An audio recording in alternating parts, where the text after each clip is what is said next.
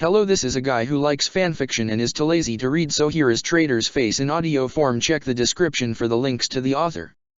Chapter 61, The Survivor. The sky was dull with the threat of rain as Sokka made one last stroke of ink on the paper. He took a moment to confirm that everything that was there was supposed to be there, that everything that was supposed to be there was there, and that he knew the difference. Then looked up and around at everyone else in Appa's saddle. Okay, I think I've compiled everything we'll need for our heroic, daring raid into the north. Who's ready to review? Here, he stood up and announced, the shopping list. Aang ignored him and continued to steer Appa through the grey clouds. Mai groaned and shifting her lounging so that she wasn't facing him. Katara twitched and let out a snore from beneath her new hat. Momo bounded over, sniffed the paper, and then ambled off with disinterest to curl up in Katara's lap. Only Ty Lee scooted over to kneel in front of Sokka. I love shopping. But I've never tried it with a list before. Is it better with a list? The force of her enthusiasm would have been intimidating, if seeing her so excited wasn't such a pleasure. Sokka sat back down to meet her gaze. Having her as part of the team was a new experience for him, but so far he had no complaints. In fact, he had the opposite of complaints. Sure, she was an optimist, but at least she gave Sokka the respect he deserved for being pessimistic and concerned with practicalities. It is always better with a list. And the first item is, well, I don't want to bore you with talk about rope, no need to get into the compass, and next is coats. So, there are 5 of us, humans, that is, and I already have a parka. Aang can do that breathing thing that keeps him warm, but you haven't a dash. Ty Lee sighed and leaned back a little. I've tried, and I checked and I'm still an airbender, but the only thing that happens when I try to breathe like Aang taught me is that I get dizzy and think Mai's hair bun things are hilarious. Don't worry, Aang called from up on Appa's head, you'll get it. Sokka cleared his throat. But, until then, we'll get you a coat. Okay. He looked to get her approval. And she smiled at him so hard he was nearly knocked out of the saddle. Get me a nice warm coat. Or someone will have to cuddle me to keep me comfy. He did his best to keep a straight face, took out his brush again, and wrote, warm coat or cuddle buddy. He blew on it to dry the ink, and held it out for Ty Lee to see. There. I made a note. And she laughed, officially making this a good day. The sound startled Katara awake.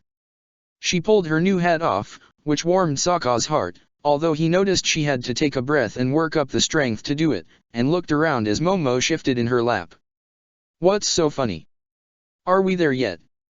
Sokka gave her a glare of, you're not being a good little sister, levels. My sense of humor, and no, in that order. We're trying to go over my shopping list, which is important because we don't want to be navigating glaciers when we realize we don't have enough food. If you could kindly keep awake, we'll try to get this done as quickly as possible. He cleared his throat. So, starting over, 3 coats, with one being especially warm or else Ty Lee will need a cuddle buddy. Katara blinked, and then looked over to Mai. Is he being serious? That's it. I'm done. Mai sat up and held up her hands. I just hit peak boredom. Sibling antics and Ty Lee's reflexive flirting are not enough to keep me alive. Aang, tell me we're approaching something interesting, or I am just going to drop dead right here of not caring. Oh, well, we're actually coming up on Jincha City. Is that good? Aang pointed ahead to a change in color on the horizon, something other than the usual green forest and sandy shores and blue ocean. Everyone crowded at the front of the saddle to look. In the distance, the ocean coast they had been hugging was giving way to the mouth of a massive river, and the sprawling dual settlements split across both banks. Both sides had towers and warehouses, neighborhoods, and markets, industry and entertainment, all of it under a mild haze that was the sign of all the most advanced civilizations. The half of the city on the west bank might have had taller buildings, maybe, but the east bank definitely had a dark fire navy base marring it. A stunning network of piers and docks extended from both sides across the river and out into the bay. Best of all, Sokka could see large cargo ships, both the metal Fire Nation kind and wooden civilian craft, setting out into the ocean, even as more were coming down the river towards the city. This was why Team Avatar was here. They had come right from the Fire Nation, after dropping Suki off, in order to get supplies for their trip to go straighten out Fire Lord Iroh, and Jincha was the biggest trade center in the Northern Earth Kingdom. The city would definitely have most of the stuff they needed, and some of the traders and ships might have even made the journey up to the North Pole. Sokka had charts of the Northern Water Tribe territory in big characters on his list. As Aang steered Appa towards the evergreen forest that insulated Jincha City from the distant mountains, Mai leaned forward to put her hands on his shoulders and gave a smile, one so warm and unabashed that Sokka barely recognized it. "My sweet, sweet Aang. Yes, that is not boring. You have saved my life. Congrats." Aang, for his part, didn't blush, but he did look inordinately pleased with himself. That, too, was very different. Their time in the Fire Nation had changed their little group. Hopefully, that was a good thing. Sokka waved the list so that the paper rattled noisily in the wind and turned away from their destination. "Okay, we have to get through this in a hurry. We need plenty of jerky, and wait, Ty Lee, are you a vegetarian? I don't actually remember seeing you dash." And then he noticed that she was no longer next to him. Instead, she was standing beside Aang on Appa's head, holding her arms out like they were wings or something. Wow! Jincha looks so different from the sky. When I came here with the circus, we arrived by boat.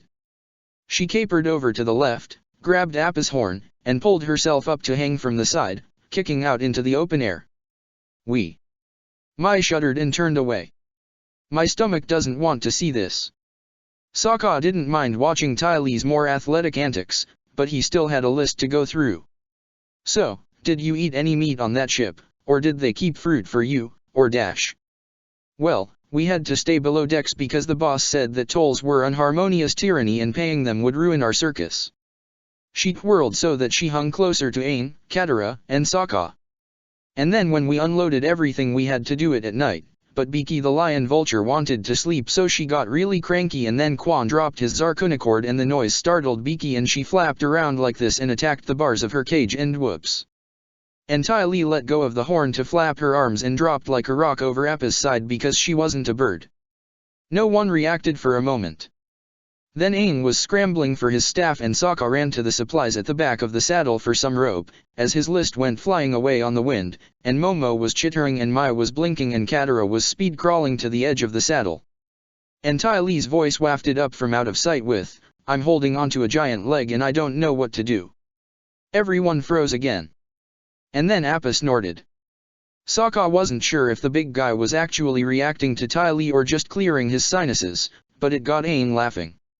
Mai was muttering a bunch of words that would probably be considered lethally obscene in most nice places. Katara let out a heavy breath and leaned over the edge of the saddle. "I see her. She's hanging onto the fur." Sokka nodded and finally found a nice length of rope.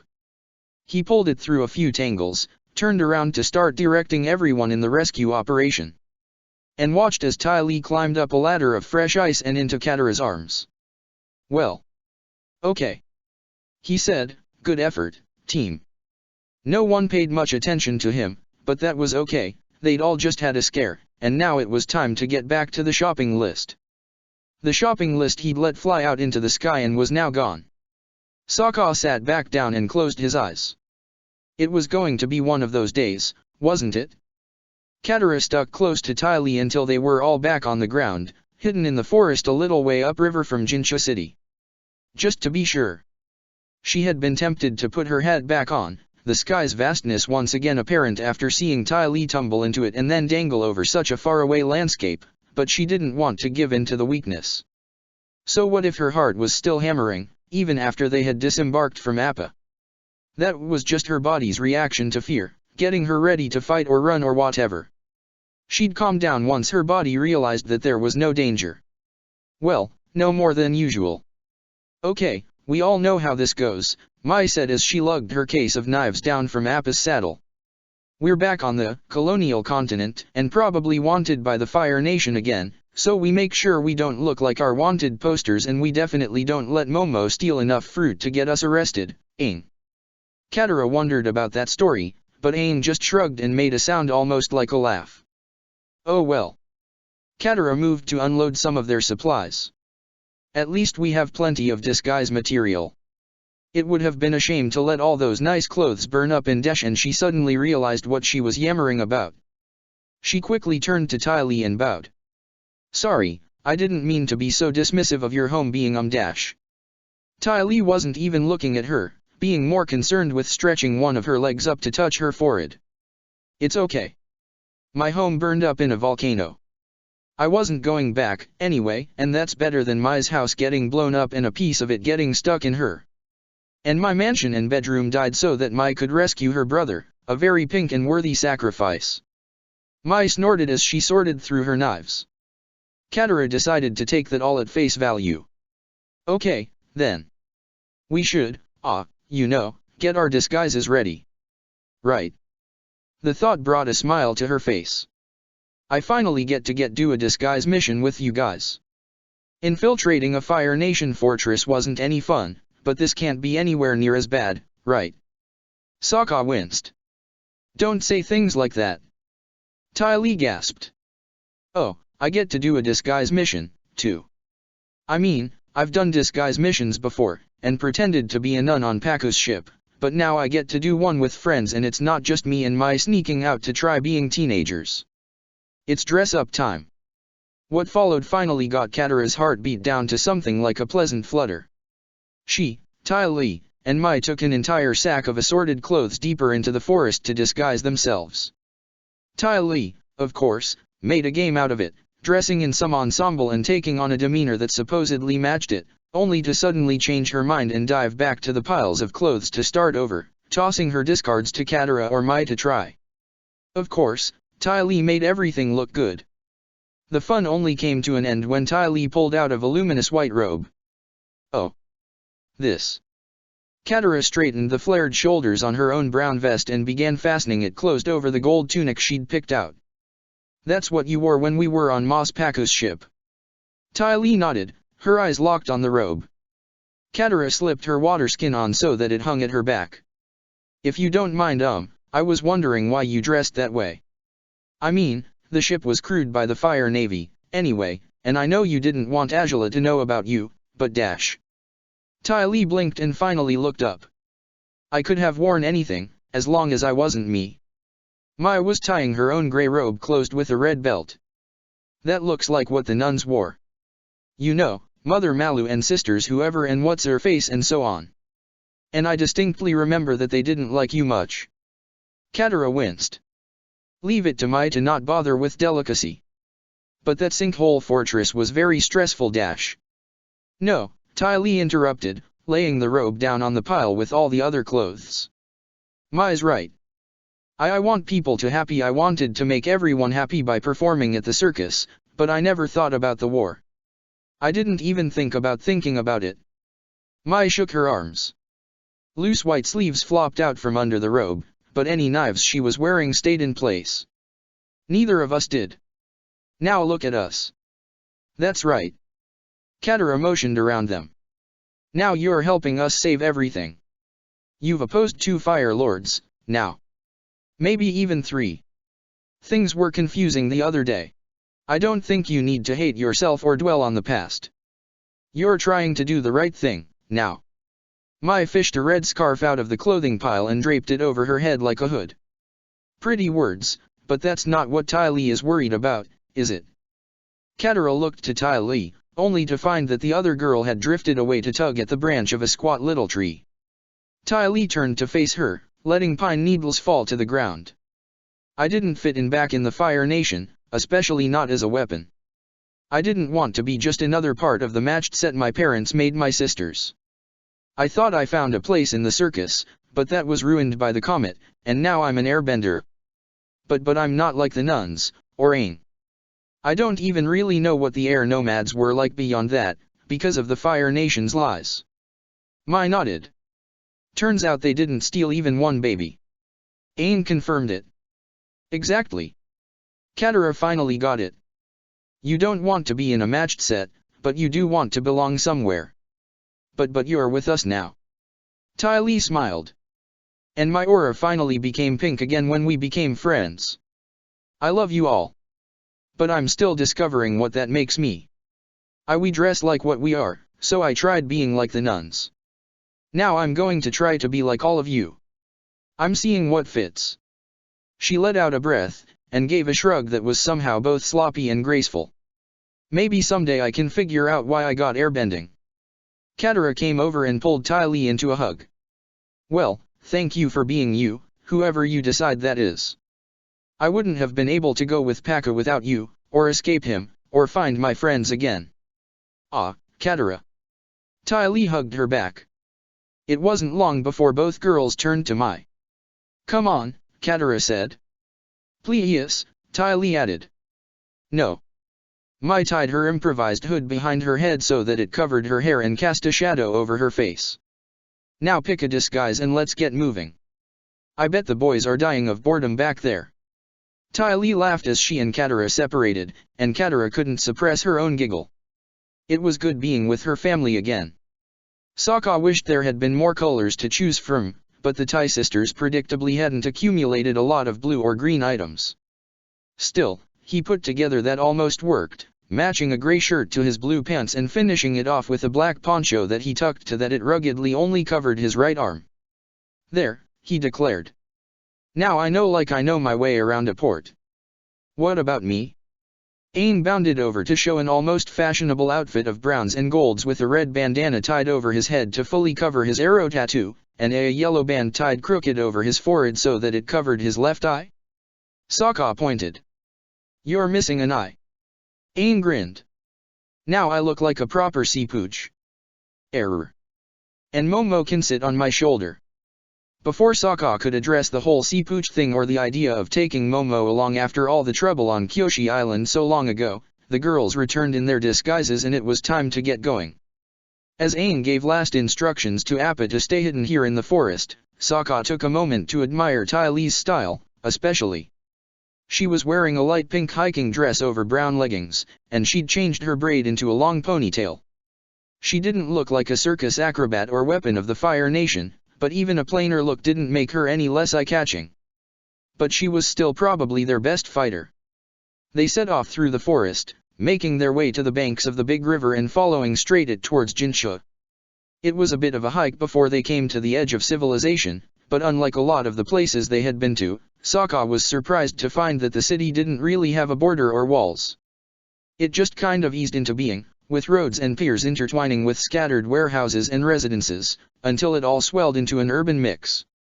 To Sokka's pleasure, they didn't have to go far before they found a ferry that would carry them downriver to the denser part of the city. He, Aang, Mai, Katara, and Ty Lee boarded a large, flat boat with quite a few other passengers, and 3 pony goats, and soon they were drifting along the west bank in the company of all kinds of other watercraft, from one-person rafts to massive cargo ships. The docks and piers grew more extensive around them, and the city grew thicker and taller. Soon enough, the ferryman pushed the boat back up along the piers, and called out, "Coin Clinker Marketplace. Down that lane there. No shovin' when you get off. Stay aboard to go to the outer piers." Sokka clapped his anticipation as he led Team Avatar back onto land with most of the rest of the passengers. "Okay, everyone. Are we ready to do some shopping?" Mai whirled a knife she had been playing with and made it disappear back into her sleeve. "I'll play bodyguard and watch out for the usual thieves, pickpockets, and troublesome lemurs." "Hey." Aang almost managed to sound wounded as he trotted along, the lemur perched on his shoulder. "Momo's learned a lot since he got us in trouble on Kyoshi Island. He'll be okay. Right, Momo." Sokka glanced back to see the Momo react to his name by abandoning his attempt to grab a coin purse from the belt of a nearby pedestrian. "Mai, you have my permission to almost not miss if Momo is being bad." And with that, they passed into what must be the Coin Clinker Marketplace. The noise of the city streets almost exploded to new levels, with all kinds of people. Some looked like professional merchants, others like sailors or vagabonds looking to unload some knickknacks, and most like bargain-hungry customers, moving and shouting and bargaining. "Spirit salt," one woman hollered, an elaborate headdress intertwined with her hair, walking around with a blanket sagging between her arms, a pile of what looked like crystalline pink pebbles in the middle. "One handful thrown to the water will appease the spirits before your next voyage. Fruits from the Fire Nation. People were hurrying over to a man surrounded by baskets full of colorful melons.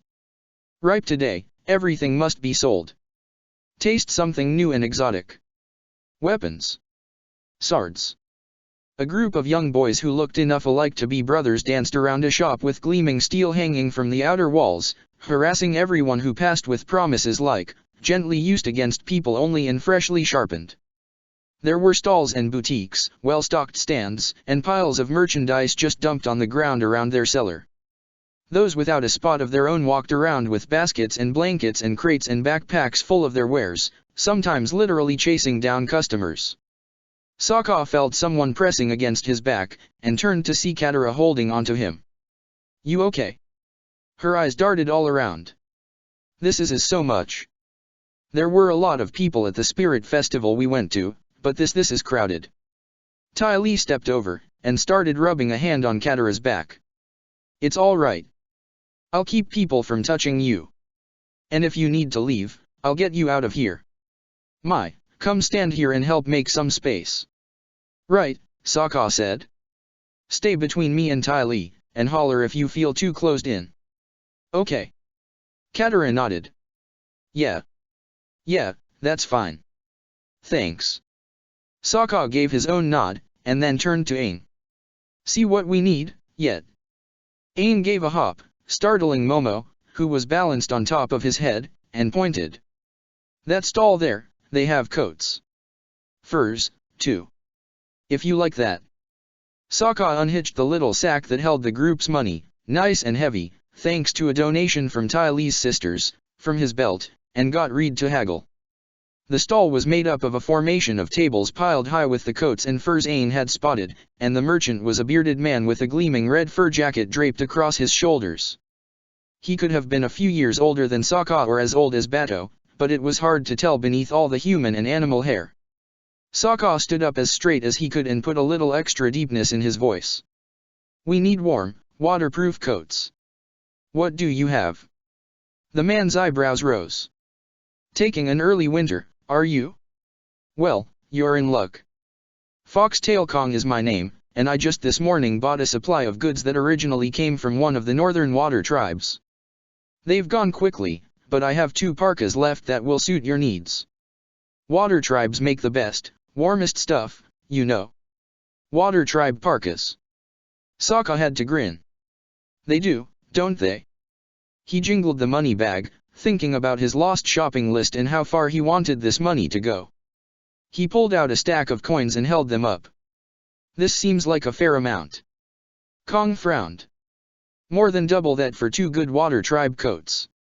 We don't get a lot coming down, since the Fire Navy took control up there." Sokka added a few coins to the stack and held it up again.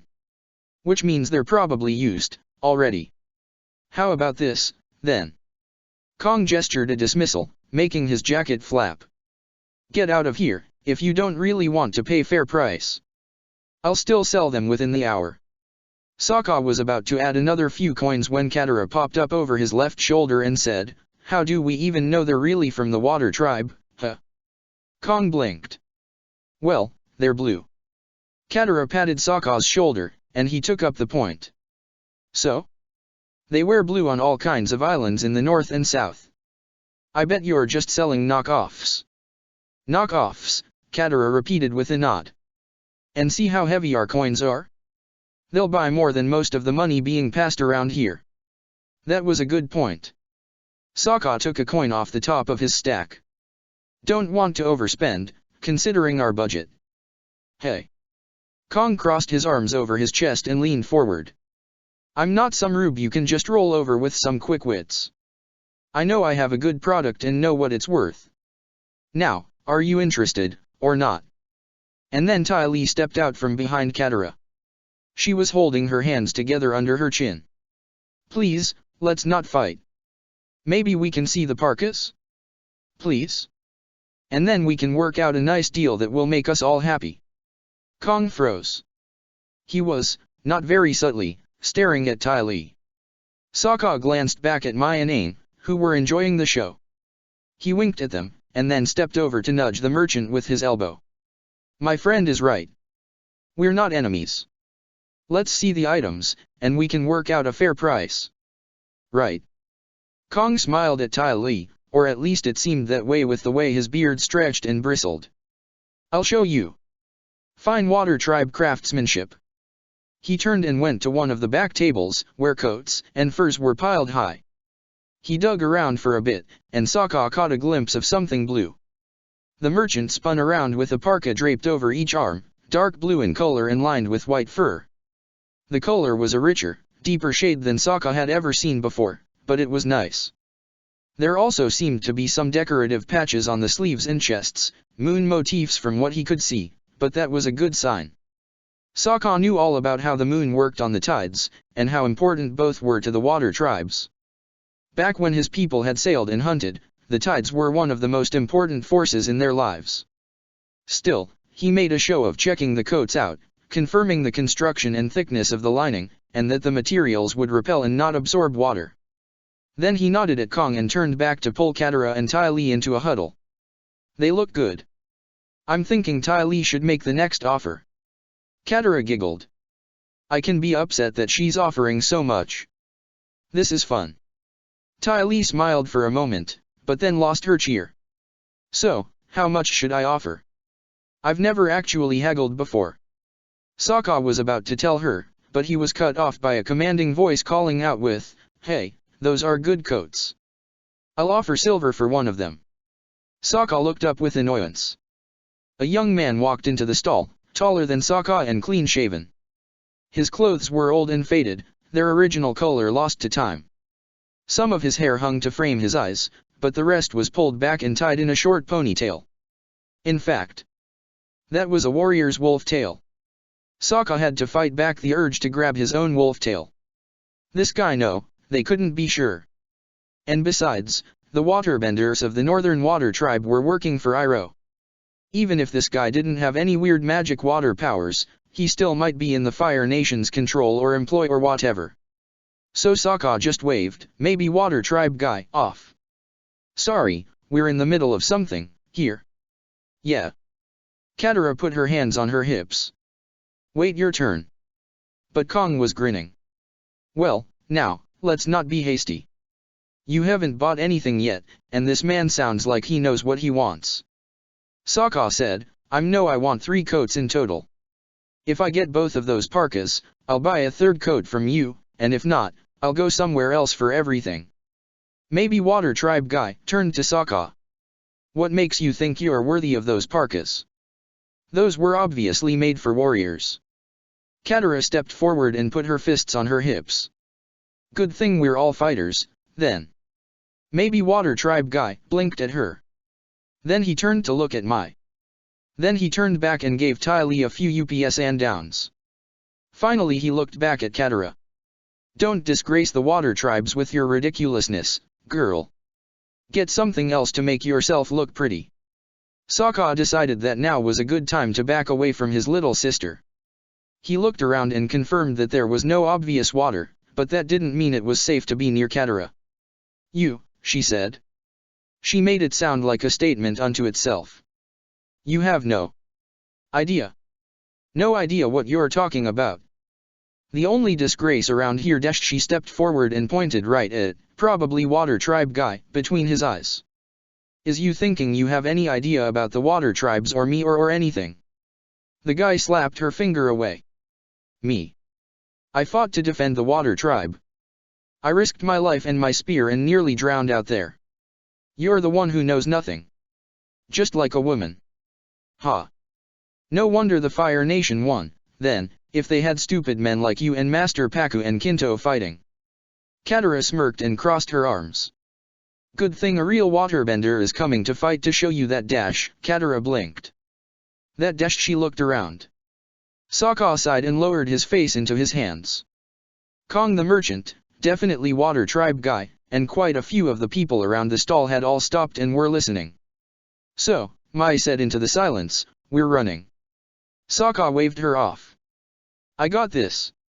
He looked up again and turned to Kong. How much for the coats and your silence? Katara knew it wasn't good that her outburst had turned out to be expensive, but she wasn't going to let anyone call her a disgrace to her tribe after living a decade of her life in a cage for being a waterbender. And besides, once the bribes were paid out, it turned out that revealing themselves might have been a good thing. They had all gone to one of the little restaurants scattered in the marketplace, a collection of blankets on the ground beneath tall umbrellas stuck in stands. An old woman was serving bowls of stew out of a large pot at the center of the space.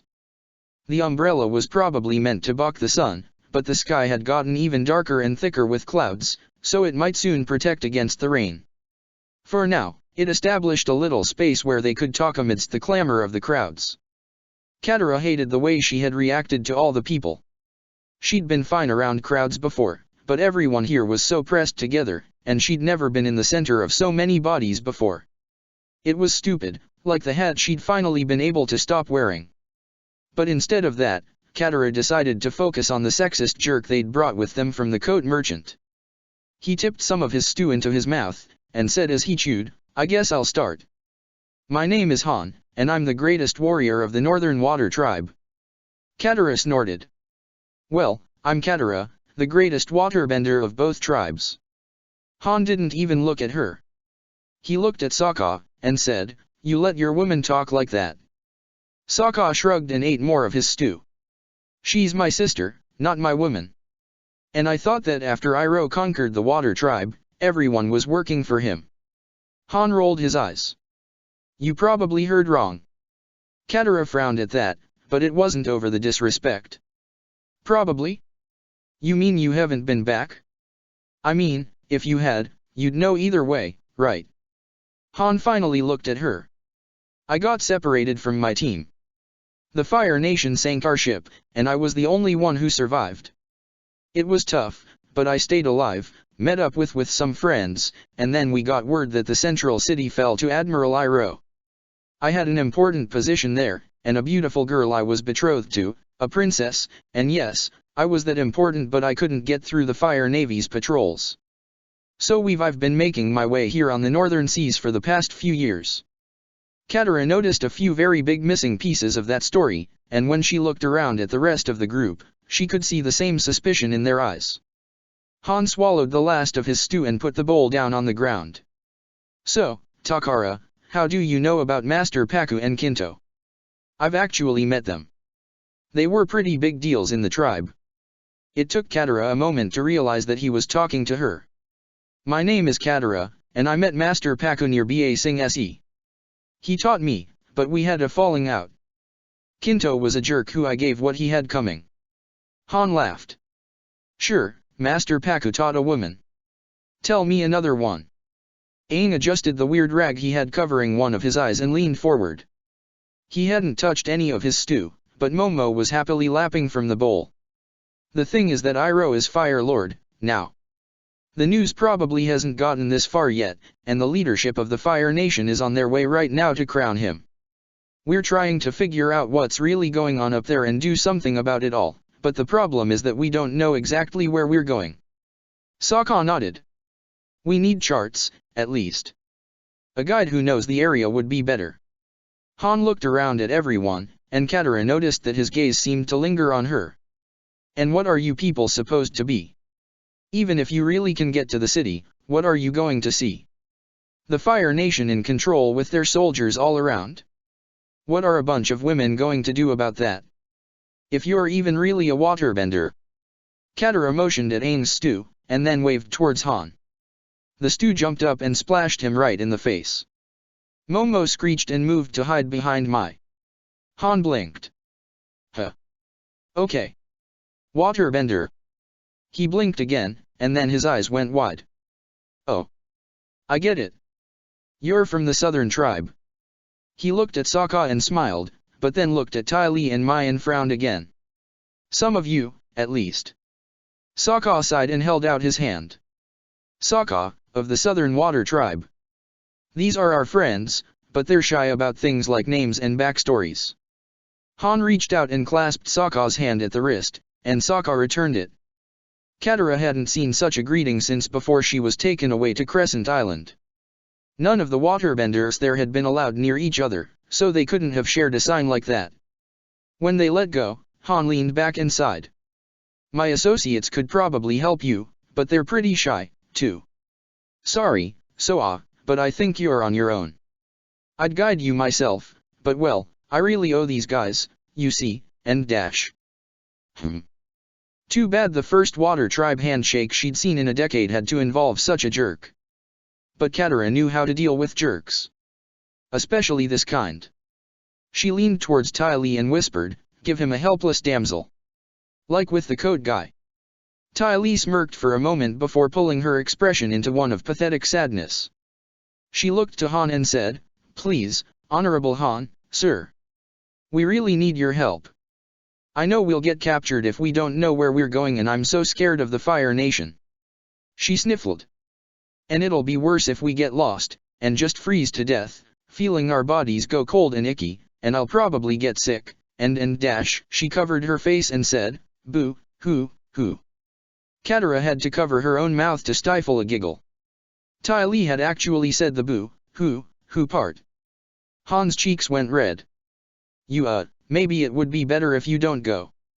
If Iroh is the Fire Lord now, it's probably really dangerous anyway, right?" Sokka put a hand on Aang's shoulder.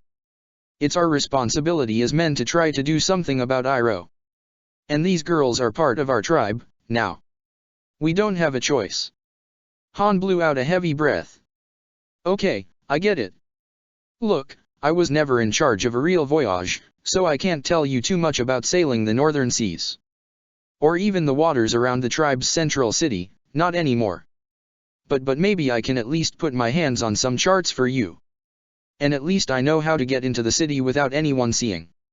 Aang and Sokka shared a nod, and Aang said, "That would be a big help. But I can't just walk away from my allies." Han glanced around at the crowd beyond the little eatery. It was thinning now, and the skies had gotten pretty dark. Katara expected that it would be raining, soon. "Let me talk to them and see if they're okay with me going with you. And if not, I'll at least write down what I can, and see if I can get you some accurate charts." "Okay." Ty Lee lowered her hands and gave a big sniffle. "Oh, thank you. That would be wonderful." Katara raised her fists, and all the leftover stew trembled with her excitement. "You do that, and we'll find a way to save your tribe." Sokka watched Han run off into the first scattered drops of rain, and then he turned to Ty Lee. "I'm taking you with me on every shopping trip I go on. The whole trembling lip thing is really effective." She winked at him. "What can I say? People like me. Do you like me?" Adesh Sokka felt his face heat up. He wasn't so far above Han, in certain ways. "As you said, people like you." Thankfully, Mai chose that moment to turn the subject to more practical matters. "So, is it just me, or is news of a water tribe city a big deal? I was expecting a Fire Nation installation of some kind. But stupid boy there was talking about a city he grew up in." Sokka leaned back and considered that. "Yeah, the city talk surprised me, too. I mean, they say that before the Fire Nation started attacking us, the southern water tribes each had their own permanent settlements. Well, more or less permanent. We started moving around more to avoid the Fire Navy, and then they eventually pressed us together in that mining colony." Han's talking as if the Fire Nation invaded something like Ba Sing Se and hung up red flags. Aang looked up as a couple of fat raindrops hit their umbrella, and then back down. "Well, wherever Iroh is, I like the sound of Han getting us in without a fight.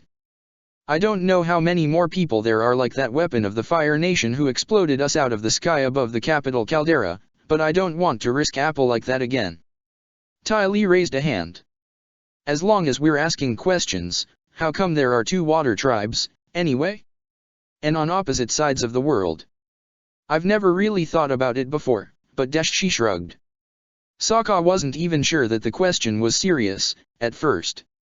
But then he remembered all of the stuff he'd learned about the Earth Kingdom and Fire Nation since leaving home, and realized that even though he'd been traveling with these people for so long, he'd never shared much about his own culture's history.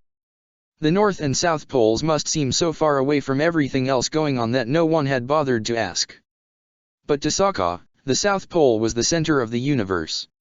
Everything else was revolving around the cold snows where the Avatar had first appeared, and Sokka's actions had started off this whole adventure, or series of adventures, depending on how people wanted to tally it. He looked at Katara, and found her expression to be just as surprised as he felt. He took a breath and began, "We weren't always two tribes. According to the histories, there was first just one water tribe at the top of the world. A group of warriors, waterbenders, and hunters decided to seek their own destiny, though, and went out into the world to find a new place. Eventually, they hit more snow country, which was the South Pole, and settled down as a new southern water tribe." Aang pulled his headband up to show both of his eyes. "Yeah, now that you mention it, I've heard something about water tribe explorers. Monk Gyatso told me once that there are probably a few little water tribes scattered around the world, people who were done exploring and settled down. There was even a waterbender pirate clan that the Earth Kingdom fought off." Katara made a sound like a happy hum. Gran used to tell stories about the first journeys.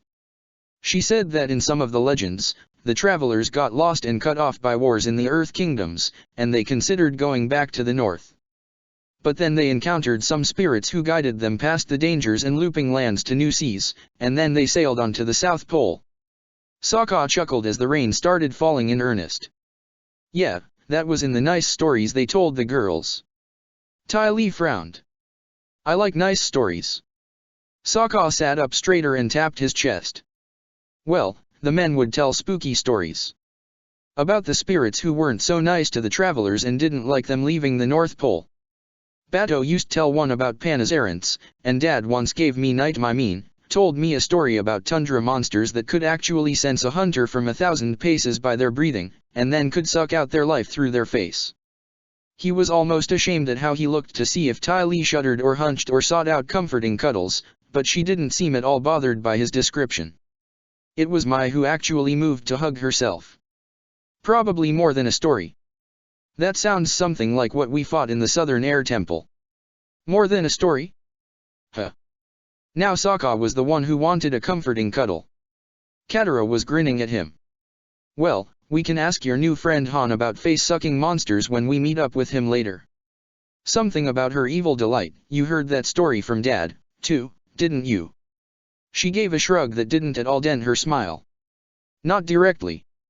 But he wouldn't chase me away if he caught me sneaking in to listen to the men's stories. I love spooky stories." Aang and Ty Lee laughed, and Mai's slight lip twitch could have been just as loud, considering her usual reserve. Sokka sighed, and looked around.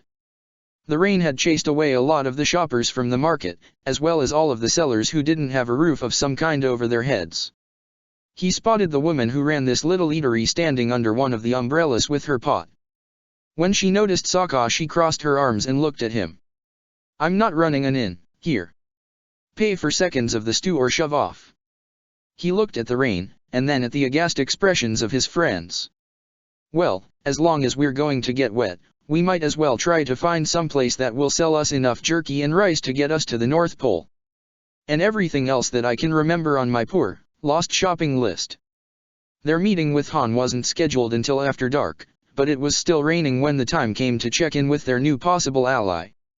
So aside from the fact that he's a sexist jerk, Katara brought up as they hurried through puddles that reflected the dull green light of the crystal street lamps, "We should probably also worry that he might sell us out to the Fire Nation."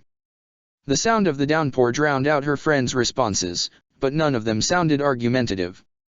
After the limited success of their earlier shopping, they were all wet and cold and not in a good mood. Of course, they had 3 waterproof coats that they paid way too much for, but it wasn't anywhere cold enough for that kind of covering, so everyone had been forced to suffer the rain. Katara was sure she could have used her waterbending to keep herself dry, at least, but that hardly would have been a good idea in a Fire Nation colony.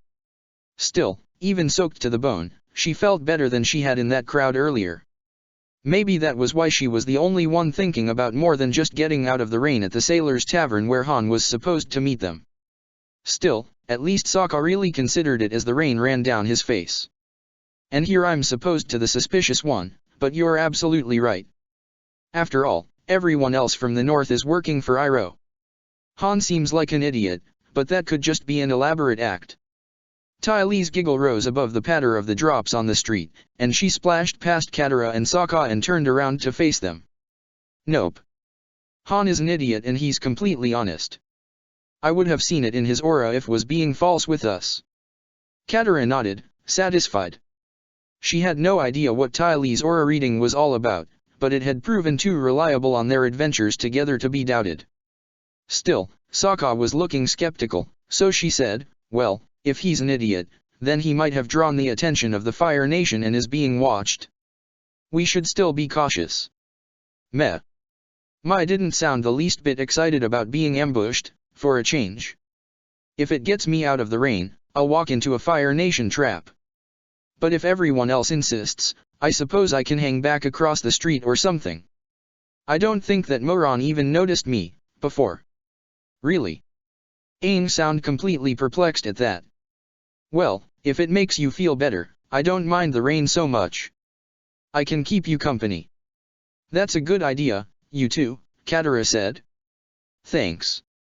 Sokka stepped in a particularly deep puddle and stumbled at the splash. Ugh. Well, anyway, as long as we have one weapon of the Fire Nation as backup, we should take the other with us inside. Ty Lee's punchy style is good for close-up, anyway. Ty Lee clapped her hands at that, and paused her walking just long enough to let Sokka come up beside her. Don't worry. She looped an arm around his shoulders. I'll keep you safe. Katara snorted at that, because it was probably amusing, but she wished Ty Lee would treat this a bit more seriously. Sure, Ty Lee was usually amusing and delightful when they needed some levity, but well, Katara wished she wouldn't encourage Sokka so much, that was all. He sometimes got weird ideas in his head. They at last came to the meeting place, just where Han had described. It was in a section of the city near the biggest docks, and quite a few of the buildings rang with music and voices as off-duty sailors hid from the rain. The place they were looking for didn't even have a name, it was just an unmarked second floor above a smoke den, its paper-covered windows glowing no brighter than the crystal lamps in the streets. Aang and Mai moved to the other side of the street and slipped into the shadows of an alley. The rest of the group didn't pause until they were at the foot of the narrow staircase leading to their meeting. Katara took the initiative and went first, Sokka and Ty Lee making little noises as they bumped into each other trying to follow her. She pushed open the door at the top, and emerged into a gloomy common room. An empty room. There wasn't even a tender at the bar. Tables and chairs sat waiting for use in the light of a few low candles. Sokka cleared his throat and said, "Hello? Han, are you here?" There was no answer. Ty Lee snorted. "We've been stood up. I've never been stood up before." And then the figures in black burst in through the windows. Katara immediately jumped into a water-bending stance, pulling the rain from her clothes with a wave of her hands to form a defensive shield in front of her and her friends, but the attackers, half a dozen already and more climbing in through windows on dark cords, moved, their own motions echoing the style Master Pakka had shown her, and her water shield was pulled away. Oh. Waterbenders. And she was very outnumbered. Chapter 62, The Faceless Tribe. Hui, largely considered to be the most reliable lookout working the northern seas, didn't notice that it was raining until he was halfway back to his docked ship. To be fair, the Jinchu city streets kept tilting beneath him just like when he was out to sea, where it was always very wet like a rainstorm, the only difference being that the water went up, not down. And the crystal street lamps weren't shedding much light against the downpour, so it wasn't immediately obvious if the water was going up or down. He didn't know why the ground was swaying so much, but maybe if he stopped for another drink before heading back to the ship, the situation would become clearer. He blinked through the water running down his face and tried to look around. After a moment, his eyes focused, and he saw that he was outside a smoke den. That wouldn't do. He didn't go much for that stuff. All he needed was a good mug of. And then a bunch of guys in black dropped down from the building's roof on dark cords and swung through the paper coverings of the second-floor windows. Maybe he didn't need another drink, after all. Once you were seeing darkly dressed infiltrators, it was time to call it a night. Another wave of guys in black climbed down the hanging cords and in through the windows. So this wasn't just your average snatch and grab, then. And then another wave of weird people climbed down the cords. A fourth wave started making their way down. On the other hand, It was entirely possible that Hui needed 3 more drinks to make this make sense. Or to forget it ever happened. And then the air buzzed, and suddenly the cords weren't attached to the roof anymore. The latest wave of people in black clothes dropped down to the street right beside Hui with their ropes still in their hands, splashing heavily into the rainwater puddles. There were grunts and groans of pain, but they got back on their feet a lot quicker than Hui had managed at that last tavern. "Hey," he said, leaning towards the one of the guys. "Can ya spare S coins for a thirsty S sailor?" Before he got an answer, a bloody shadow zipped out of the alley across the street and threw itself at one of the guys in black. And the rain wasn't just falling down anymore. It took Hui a moment to figure out what it was doing, because the ground was still tilting to an unreasonable degree, but it seemed like the rain was following the motions of the guys in black as they reacted to the shadow. Well, that was odd. But the shadow thing wasn't bothered by it. It flitted amidst the fallen rain movers, twirling and snapping and rolling. Whenever it reached a piece of itself out like an arm, there was a flash of reflected light, and then one of the rain movers would fly back as though the night itself had gotten offended at all the swirly rain and given a shove. Those rain movers would fall against the facade of the smoke den and slump upright as though pinned. But soon another rain mover would gesture, and the pinned one would be moving again. As this all played out, the air grew colder, and the shadow began to slow. The rain seemed to grow denser around the shadow, and it disappeared with a cry that could have come from a young lady. That was weird. Lightning flashed, and Hui looked up as the thunder rolled over the city. Something flew across the dark sky, a figure that seemed to hold on to the flash of the lightning a little longer than anything around it. As Hui watched, the figure flitted from rooftop to rooftop, passing across the street and back again with little effort. It might have been a goblin of some kind, dancing with glee as it watched the fight in the streets below, but as Hui's vision adjusted, he realized that there were more people up on the rooftops, and they were chasing the thing. They moved the rain, too, turning the drops into waves that could have come from the ocean had they not been flying through the air, of course. Bad enough that the rain was going up and now down. But the figure pushed back against the waves, and they obeyed him, too. So did the storm winds, which Hui realized were what moved the figure around with speed and ease. And when the rain movers tried to surround the figure, light itself would burst from the thing's hands to clear a new way. One rain mover took a light flash a little harder than his compatriots, and tumbled down off the roof. The rain seemed to reach for the guy, but its grip was too slippery. It was rain, after all, and he crashed down on the street within reach of Hui. Okay, he could see that he'd kind of wound up in the middle of something, here. Best to just leave it be. And find another drink, because getting away from this was worth a celebration. He was stumbling his way down the street, slower than he'd like, because the ground wouldn't stop moving, when the entire floor above the smoke den exploded. Yep, Hui wanted no part of this. And he was about definitely four more drinks away from being able to safely call it all a hallucination.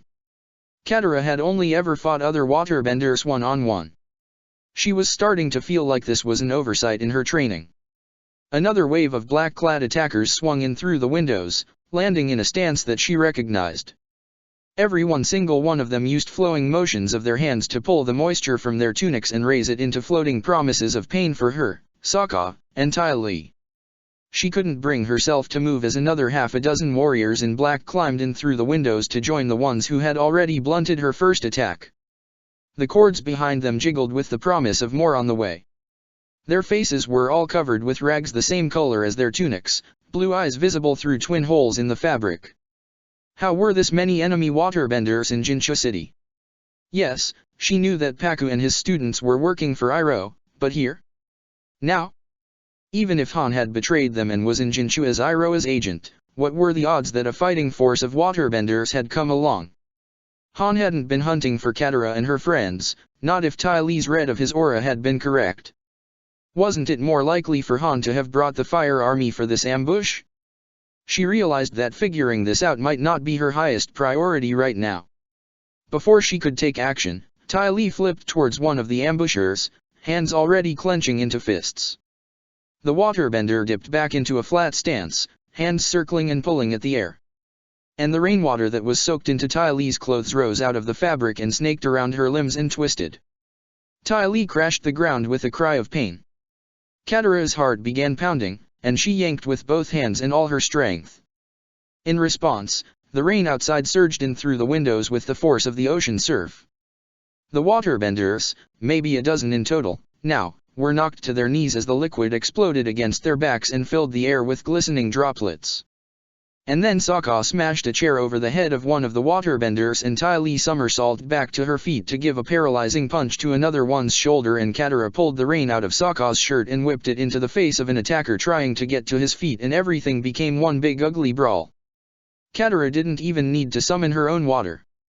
There was so much flying around that it was easy enough to pull some droplets out of the air to cover her knuckles for a nice punch, or catch someone's water whip and send it snapping right back, or seize control of some ice shards flying towards Ty Lee and melt them into a defensive wall that she let drift in front of Sokka as someone tried to kick at him, or just twist her feet to form an iceboard as all the puddles on the floor came together to rise in an indoor tide so that she could surf around the tumbling furniture.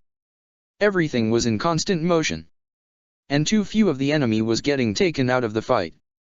Katara was good, but her best trick needed a full moon to work, and there were just too many foes to fight effectively. No more came in through the windows, at least, but getting any of the people already here to stay down was proving hard. The ones with numb, dangling arms fought with their legs, and even armed with the solid remnants of a table, Sokka was no match for a trained, experienced warrior, never mind 1, 2, 3 water whip 8, 9 oops, dodge around Ty Lee's stumble 16, sev well, a lot of trained and experienced warriors. But weapons of the Fire Nation were supposed to be as good as an army. Katara's best strategy was not to try to fight back against this many foes, but to protect Ty Lee. Just like Ty Lee had protected Katara earlier today, when the push of the crowd at the marketplace had once again stolen Katara's bravery. She hurried towards a glimpse of pink motion at the other side of the room, circling her arms as she ran to form a vertical ring of water. A trio of waterbenders were moving in on Ty Lee from behind, and Katara rushed at them and leapt. As she came down on them, she chopped with her right hand so that her water ring tilted at the same angle to deliver a wet downward smack on the waterbender's head. As soon as her feet were on the ground again, she spun and brought her arms in close to her body, shrinking the water ring and angling it to catch the next attacker's water whip.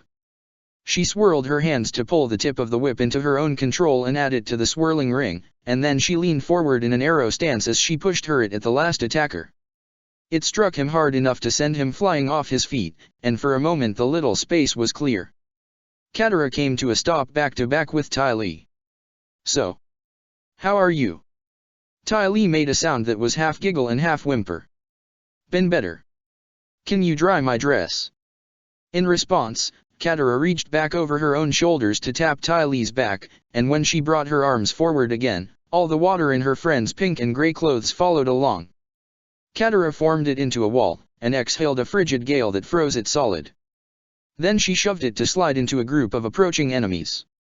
Bodies went flying, and Sokka ran across the newly emptied space to grab a chair leg to use as a weapon, only to skid and turn and run away screaming from a pair of enemies wearing what looked like ice armor. But Ty Lee was already back in motion.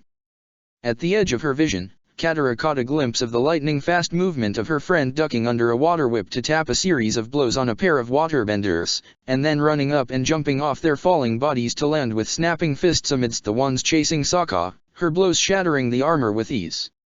The whole time, she was somehow managing to twist and twirl and dodge around the ice and water that flew in at her from the rest of the waterbender armor. 4 more of the enemy fell, either paralyzed, or unable to use their element long enough to defend themselves from one of Katara's blows. But even as Katara was punching a 5th in the stomach with a marlin-form spike of water over her knuckles to channel the force, there came crunching and crinkling sound from above. And then Katara realized that, in all this fighting, quite a bit of water was being splashed all over the ceiling. And now it was being frozen into a massive slab of ice and dropping down on everyone's heads. She raised her hands and splayed her fingers just fast enough to soften the ice right above her. The slushy impact merely made her flinch, and she caught most of the other waterbenders around her doing the same. But Ty Lee couldn't. She spun and curled in on herself, just getting her head out of the way as the ice smashed down on her and pressed her straight into the ground. Katara looked around for Sokka. And then all the ice melted again, manipulated by someone lost in the crowd of attackers, splashing everyone. Katara shivered at having her clothes completely soaked in ice water. Wait. Soaked clothes? Katara turned back and reached out to try to dry Ty Lee again, but a pair of water whips snapped out to seize and hold her wrists, keeping her from bending. At the same time, the liquid rose out of Ty Lee's clothes to entangle her like a particularly nasty tumble seaweed. Ty Lee inhaled, and then blew out a gale-force wind that had to come from her air bending, sending herself skidding across the floor. It was Katara's last sight her friend, as the enemy closed in again, and how long had it been since she saw Sokka? Was he hurt? Was Ty Lee being hurt? Where? Katara screamed and pushed, splattering the water whips that held her, but even as she took a new stance, the enemy waterbenders surrounded her. There was nothing but a sea of blue eyes staring at her through black masks, and the reflection of her own eyes in the weapons of ice they raised.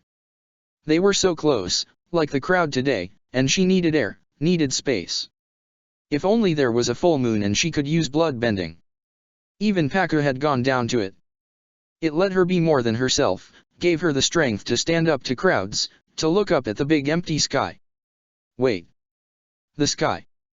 It was raining outside. She twirled on the tip of a boots, hands outstretched, whipping all of the water around her feet into a razor-tipped splash that drove the enemy back for a moment. When she was pointed at the tavern's windows, she threw her hands backwards to propel herself across the wet floor, towards a table lying on its side in a tilt. Katara skated right up the table and out a window.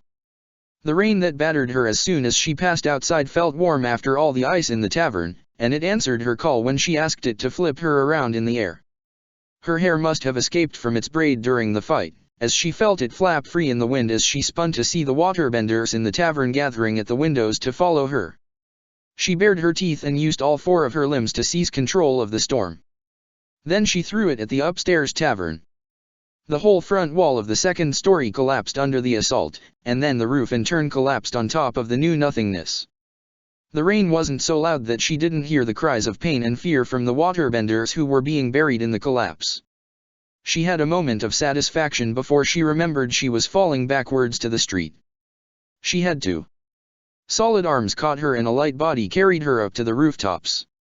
Aang. He deposited her atop the building across the street, where Mai waited with a razor disc in each hand. Oh. There was a fight out here, too. Lightning flashed, revealing figures that moved in familiar ways across the rooftops. As the light faded and the thunder came in, their dark clothes made them nearly invisible in the downpour. This wasn't going to be any better than inside, was it? Katara couldn't win without blood bending, and she just didn't have enough moon for it tonight. Mai said, "Where's Ty Lee?" Katara shook her head. "Hopefully on her way to help us." "Great," Aang groaned. "So, do we just keep fighting?" But Katara was already moving to attack. Sokka ventured to raise his head over his little fort of broken furniture and check out the remnants of the tavern. He didn't know what Katara had done, but she had made a very nice mess. A bunch of the enemy waterbenders were piled up where the windows used to be, and now the remnants of the wall and a good portion of the ceiling were piled up on top of them. Some were moving, all of them were groaning, and none seemed inclined to get up right away. That completely worked for Sokka. He looked around for something pink, and found Ty Lee lying on the far side of the room amidst the broken remnants of the furniture. He hurried over and lifted half a table off of her. She smiled up at him. "I'm an icicle." Then she shivered. "It's not as much fun as I imagined." Icicle was a good word for it. She was wrapped in ice that pinned her arms to her body and kept her from so much as wiggling.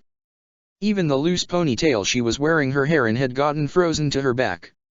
Sokka grabbed a chair leg, his favorite weapon of the night, so far, and hammered at the ice, but even his hardest hits just chipped away at it. This was quality ice, the kind you only got at the South Pole. Okay, and probably the North Pole, too. He needed something harder, sharper. He knew better than to try using the thin knife he carried around, unless he wanted a quick way to snap the blade, but this was a tavern. There had to be something around he could use. But when he looked around again, what caught his eye were a pair of enemy waterbenders who were not trapped under the collapsed wall with the others. These guys must have been at the back of the crowd and knocked clear of Katara's big explosion, and now they were shaking off a few planks of wood in a decidedly grouchy manner. Sokka didn't rate his odds alone against two waterbenders any higher than his knife's blade against Ty Lee's icicle jacket. So he picked her up, with only a single strained grunt, as even-iced, Ty Lee was a lot lighter than a baby walrus, and dashed for a door that he hoped was a convenient storeroom/hiding place. But instead of a storeroom, he found himself carrying his frosted Ty Lee into a kitchen. An occupied kitchen. There were 5 people staring back at him from the center of the room, young and old, men and women, but not a one looked like a cook. Sokka did recognize someone, though. Han. You, Sokka said. Han blinked at him. You're okay. Think dash. Then Sokka threw Ty Lee at the jerk. Katara was learning a lot of new waterbending tricks. Too bad she was seeing them used against her friends. She was having a water whip duel with one of the enemy waterbenders, both of her arms covered with and directing massive tentacles that drew in the rain as it fell on them. Their every clash and whip and tangle sent waves the size of Katara's whole body splashing around, and she couldn't imagine what the people in the Jinsha buildings below were thinking. It must feel like they'd been hit with a monsoon. Katara felt like she was struggling against one, unable to break through her opponent's defenses. Did this guy wrestle octopuses as a hobby?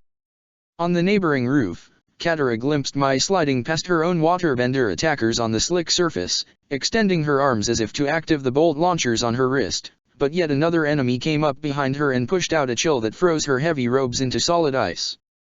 She skidded, unable to otherwise move, to the edge of the roof and almost fell over.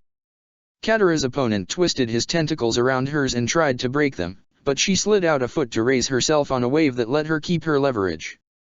Aang bounced over and used a water whip of his own to snag Mai and bring her to a safe halt.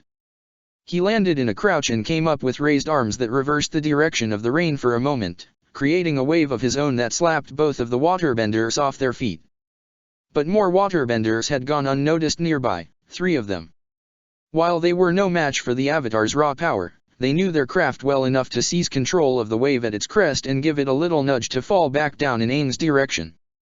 Katara heard him give a yelp that became a gurgle, but her own opponent needed her full attention again, and she would have to be content with the sounds of fire bending and the sizzle of newborn steam to let her know that Aang was still in the fight and protecting Mai. She needed to be their powerhouse, here. Aang was the Avatar, but he hadn't studied under Hama for very long, and never under Pakku. He had no idea how to make the best use of the storm, but their enemy did. Katara was learning quickly, but she was something flawed. She thought she'd conquered the sky only to nearly be sent into a panic by a bunch of people bumping into her in a marketplace. Could she ever make herself right again? Had she ever been strong enough, or had a decade in a Fire Nation prison just revealed the weakness that was always there? Katara needed to change the game. She inhaled, reduced the strength of her giant water whip arms, and let herself lose her duel. The liquid arches collapsed back down on her, driven by her opponents. But reducing the strength of her arms didn't reduce her control. They didn't so much strike her as flow around her, and for a moment all the water of those giant tentacles became a swimming pool balancing without walls or support on a rooftop. She kicked her legs and pushed back with her arms, shooting herself through the water like a dolphilope and popping out at the top to fly through the air. And flying was exactly what she was going to do. The rain was thick enough to flatten and bunch together at her sweeping gestures, becoming like a river beneath her feet as she twisted her ankles and froze herself a little surfboard around her boots. She directed and propelled herself with hip motion while the slow, broad swaying of her arms kept the rain river solid enough beneath her. She surfed across the sky, rising and dipping in defiance of gravity. Her opponents must have been taken by surprise, because she was able to surf far enough for her next trick without any kind of opposition. She saw Aang freeing Mai from her ice shell, and as she passed overhead, she motioned at them and pointed down. She could only hope they understood the message to get off the rooftops. Then she headed into the sky.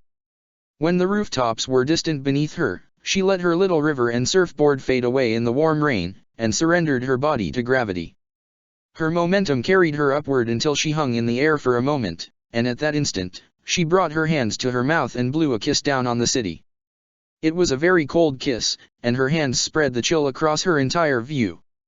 With the dark of the night and thickness of the storm, She didn't even need to think of bloodbending and the strength it gave her to distract herself from the sky's fearsome vastness.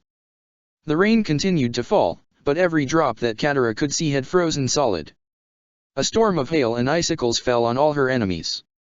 The iced Ty Lee did a great job of taking Han straight the floor and pinning him there, but that left Sokka with nothing that could prevent everyone else in the kitchen from pulling out machetes and boomerangs and pointing the pointier parts at him. Then the doors behind him burst open, and those 2 remaining waterbenders came and finished surrounding him. Sokka decided that maybe now was a good time to negotiate. Okay, I can admit that throwing Ty Lee at Han may not have been the most mature thing I could have done, just then. I am completely opening myself up for constructive criticism, here. The people pointing sharp things at him just stared. That was when Sokka noticed that they all had blue eyes. Sure, with some of them, he would have expected it. The man in blue with the braided steel-colored hair, who could have been Bato's age?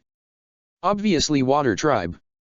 The young woman with the triple hair lupus on each side of her face and the water skin strapped over her shoulder? Again, very watery in looks. But the young man with the shorter hair wearing a red shirt? The older woman with the green smock over her gray dress? Their eyes were blue, too, and their machetes were the white of whalebone. The older man with the braided gray hair took a step forward, and angled his boomerang so that he could slit Sokka's throat with an easy motion. Give the order for your friends to surrender. Sokka blinked. Assuming we can find them, what makes you think they'll listen to me? The threatening people all exchanged glances, and then Boomerang Slashy Man turned back to Sokka. Han said, "You're the leader." Sokka gave as much of a nod as he could without cutting himself. Han was correct. Despite being a no-good fire-loving traitor like the rest of you, but I've learned over the last year that being the leader doesn't mean people necessarily listen to me. From the floor where she was involuntarily pinning Han, Ty Lee said, "Wait, you're the leader? I thought Maya was the leader." Mai. Sokka turned away from Boomerang Slashy Man to look down at her. How could Mai be the leader? She has no leadership presence. I'm the one who makes the plans. Ty Lee shrugged as much as she could, being a giant icicle. Yeah, but leaders don't always make the plans. Aang does everything she says. Well, that's because he wants to s-dash.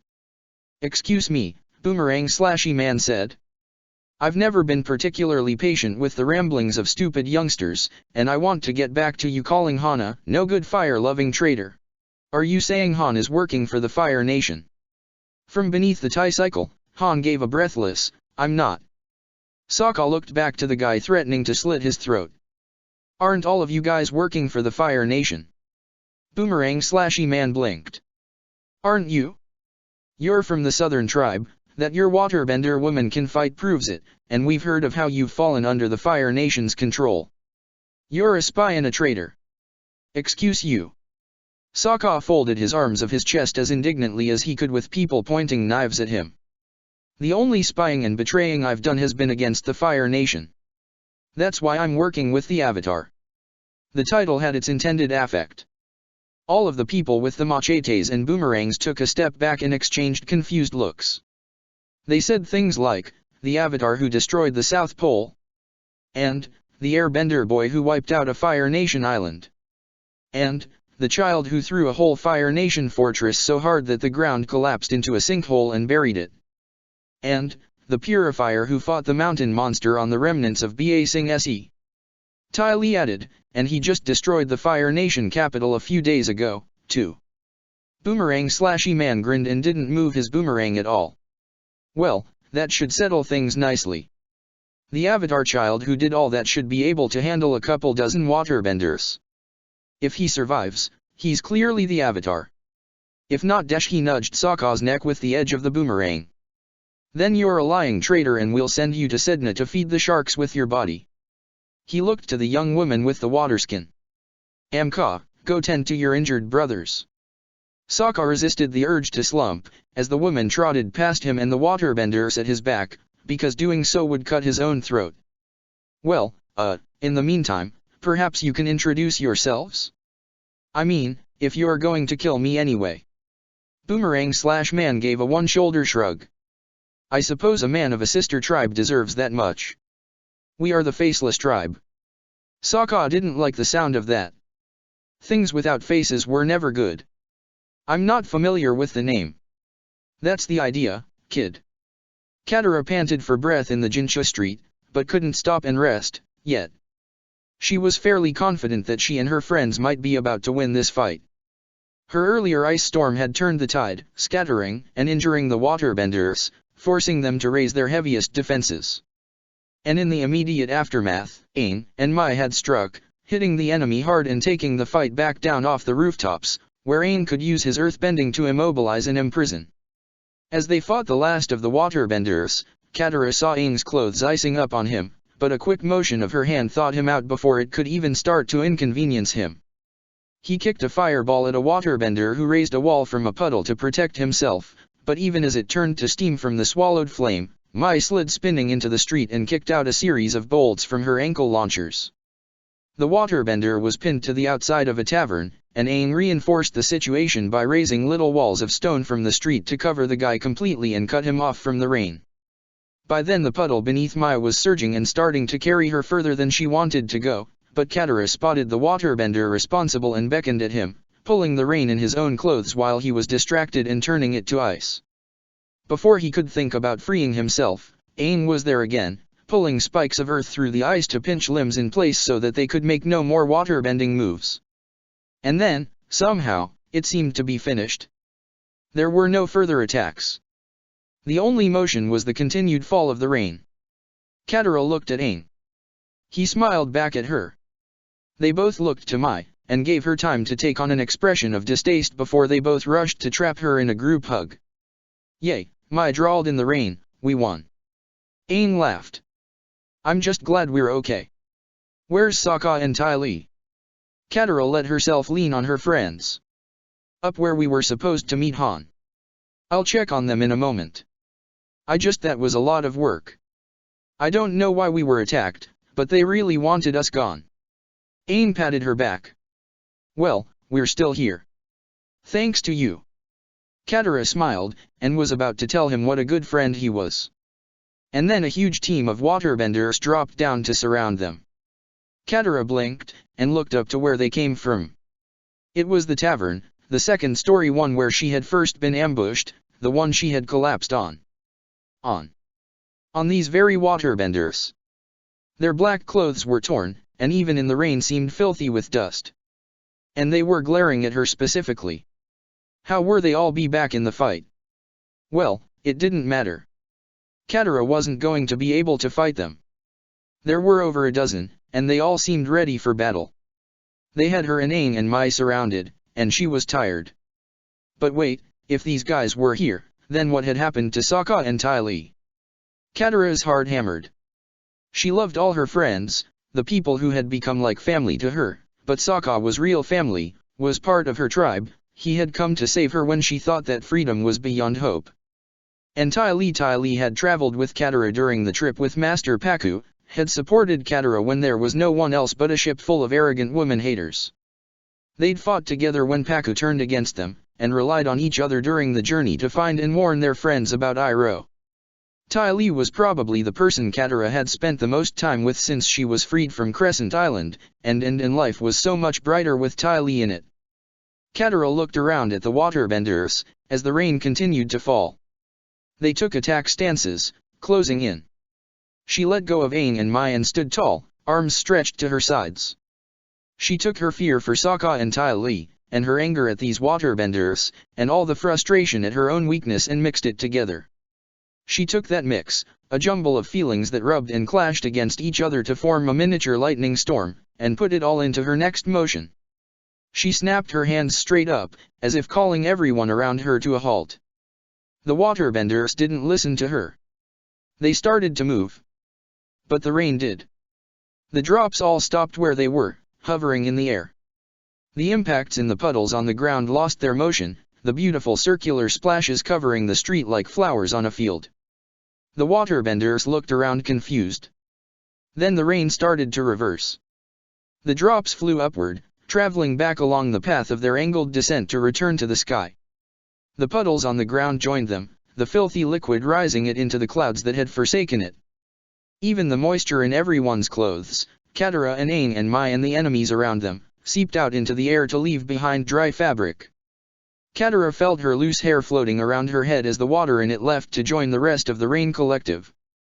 Her lupus floated in front of her eyes as they dried. She was distantly aware of one of the waterbenders shaking free from his shock to move at her, stealing some of the rising water into a whip that he aimed at her, but Aang moved like a flash, catching it with his own waterbending motion and shifting it around his body to stream up into the sky. Mai made a gesture, and the waterbender gave a sound of pain and dropped to his knees. Katara wasn't paying enough attention to tell exactly what Mai had hit.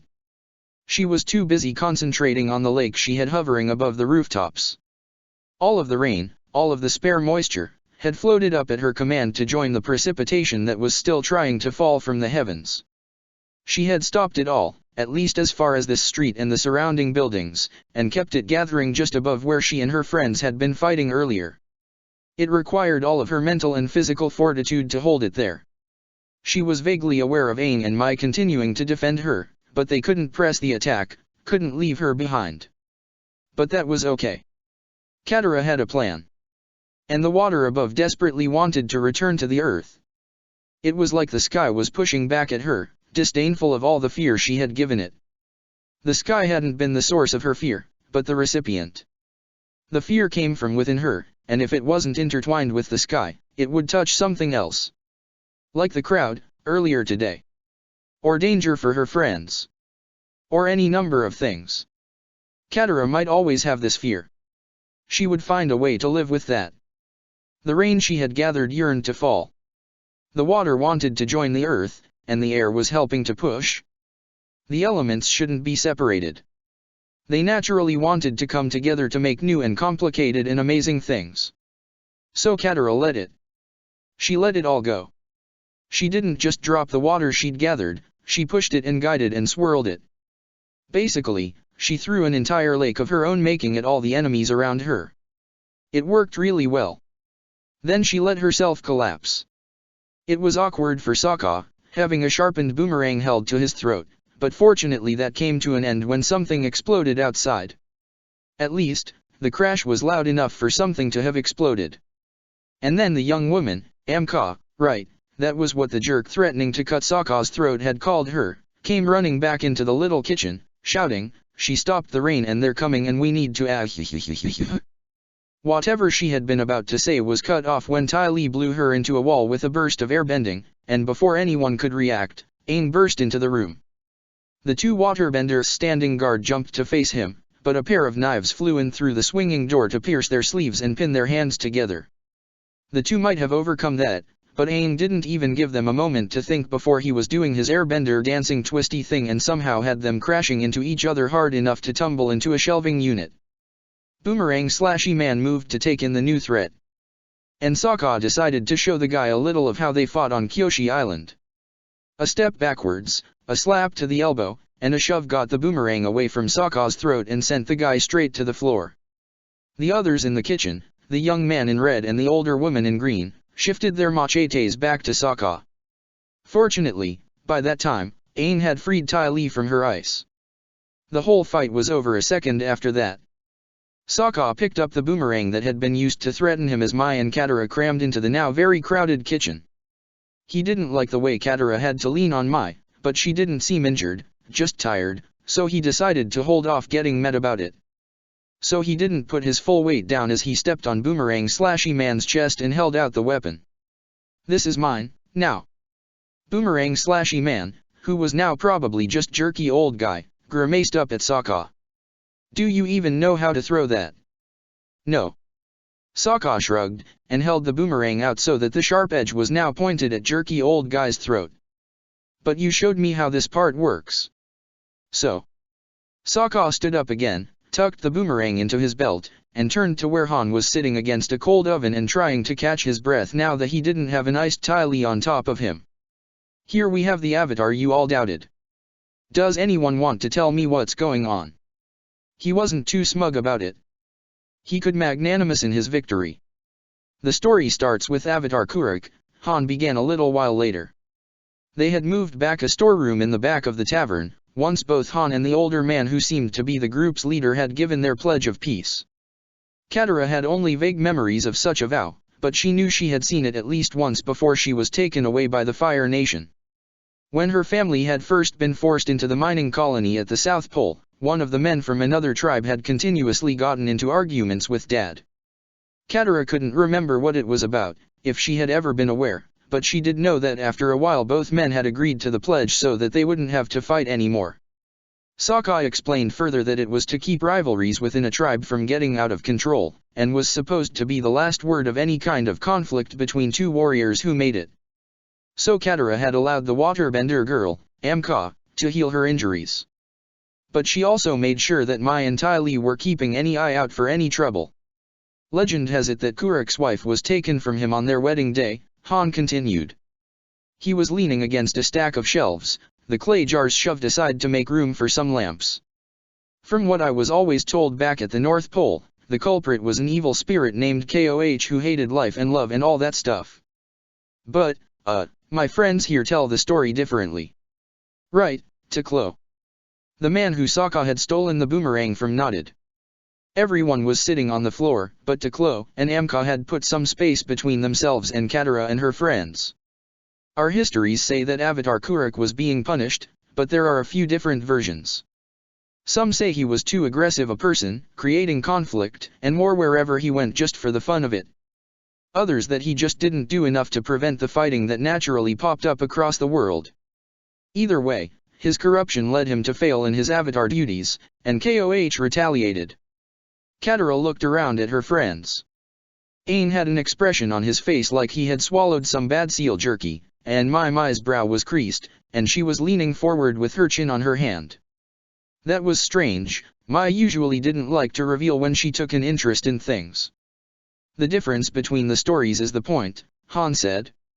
I don't know or care which is right, but back in Kuruk's time, those of the tribe who thought he had it coming formed their own group and left the North Pole.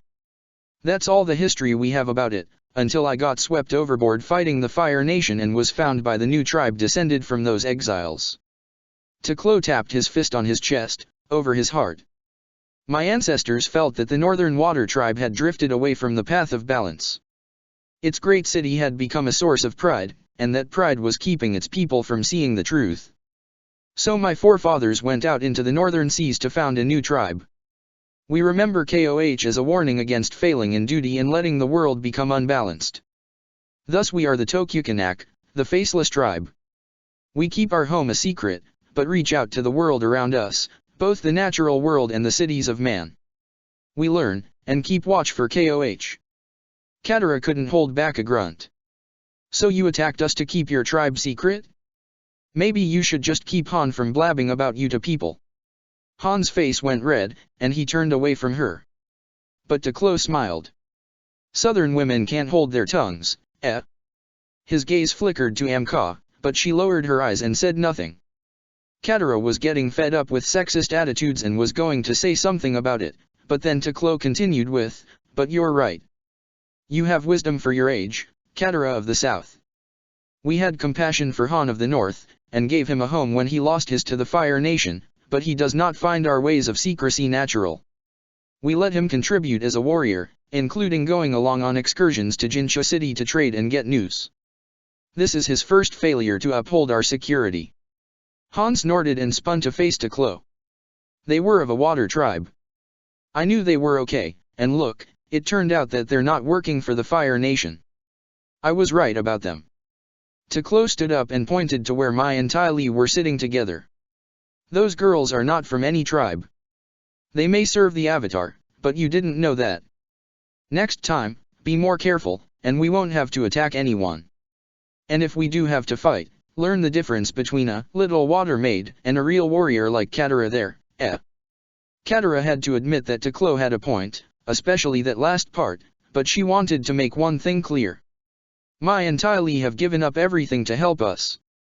I consider them a part of my tribe. Aang gave a clap.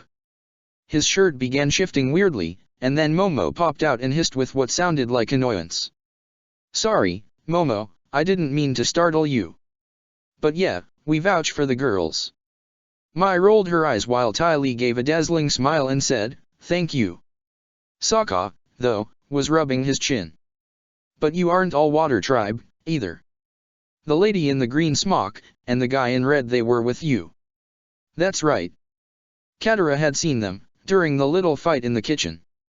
They weren't here, now. Once the paralysis Ty Lee gave had worn off, they had gone out to help Amka bring in the injured waterbenders, and then set about cleaning up all the damage in the common room. They seemed to be the owners or part of the staff of the little tavern, and if it hadn't been for their earlier presence in the kitchen with Teklo, and their blue eyes, Katara would have... Wait. Blue eyes? Katara inhaled. They are part of the tribe.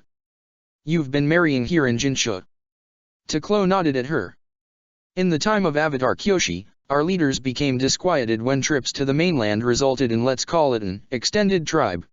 But we have long since come to value our sisters and brothers who live and work outside our homelands. Our excursions are partly to keep in contact with them, and sometimes they'll come back to live with us. Qing Nu owns this tavern, and she is gracious enough to let us use it as our gathering place whenever we come to port. Arak works in the tavern on nights, and helps his parents in their spice shop during the day. Sokka chuckled. So the relatives come over and wreck the place? Not very nice of you. Teklo scowled and folded his arms over his chest. I'm sorry, did I misunderstand and you are not looking for our help getting into the city at the North Pole? We had a misunderstanding, we fought, and now we're all caught up. What part of that means you get to insult us? Or steal my boomerang? Katara covered her mouth to hide her smile. Sokka folded his own arms in an imitation of Teklo. I won that boomerang in fair combat. And isn't it in your best interest to stop the Fire Nation from sandwiching you between colonies here and at the North Pole? That's right. Aang hopped to his feet, sending Momo skittering away to find a quieter place to rest. And I'm trying to find a way to restore balance after everything the Fire Nation ruined fighting the war. And you guys dash. Katara cleared her throat. It's okay, Aang. You don't actually have to convince him. He's just messing with Sokka. Right, Teklo. The edge of the old man's lip quirked. Maybe. But yes, we will help the Avatar. Or, at least, I will take you to our lands and high chiefs, so that they can commit our tribe to action. Will that satisfy you, Avatar? Oh, yeah. That's great. And you can call me Aang. Very well, Avatar Aang. Teklo held out a hand to help Amka to her feet. The rain will be finished by tomorrow. Then we will take you to our lands. Han straightened. Don't we have more to do here in Jinsha? We've barely arrived dash. Teklo cut him off with a chop of his hand. And our warriors had a brawl in the streets in the busiest sector of the city. The storm kept most from noticing so far, but there are always eyes watching, and word will get to the Fire Nation. Better that there are no waterbenders for them to find, when they come looking. That made sense to Katara. She looked to Sokka, and got his nod of agreement as well. Then she turned to Ty Lee, and whispered, how do their auras look?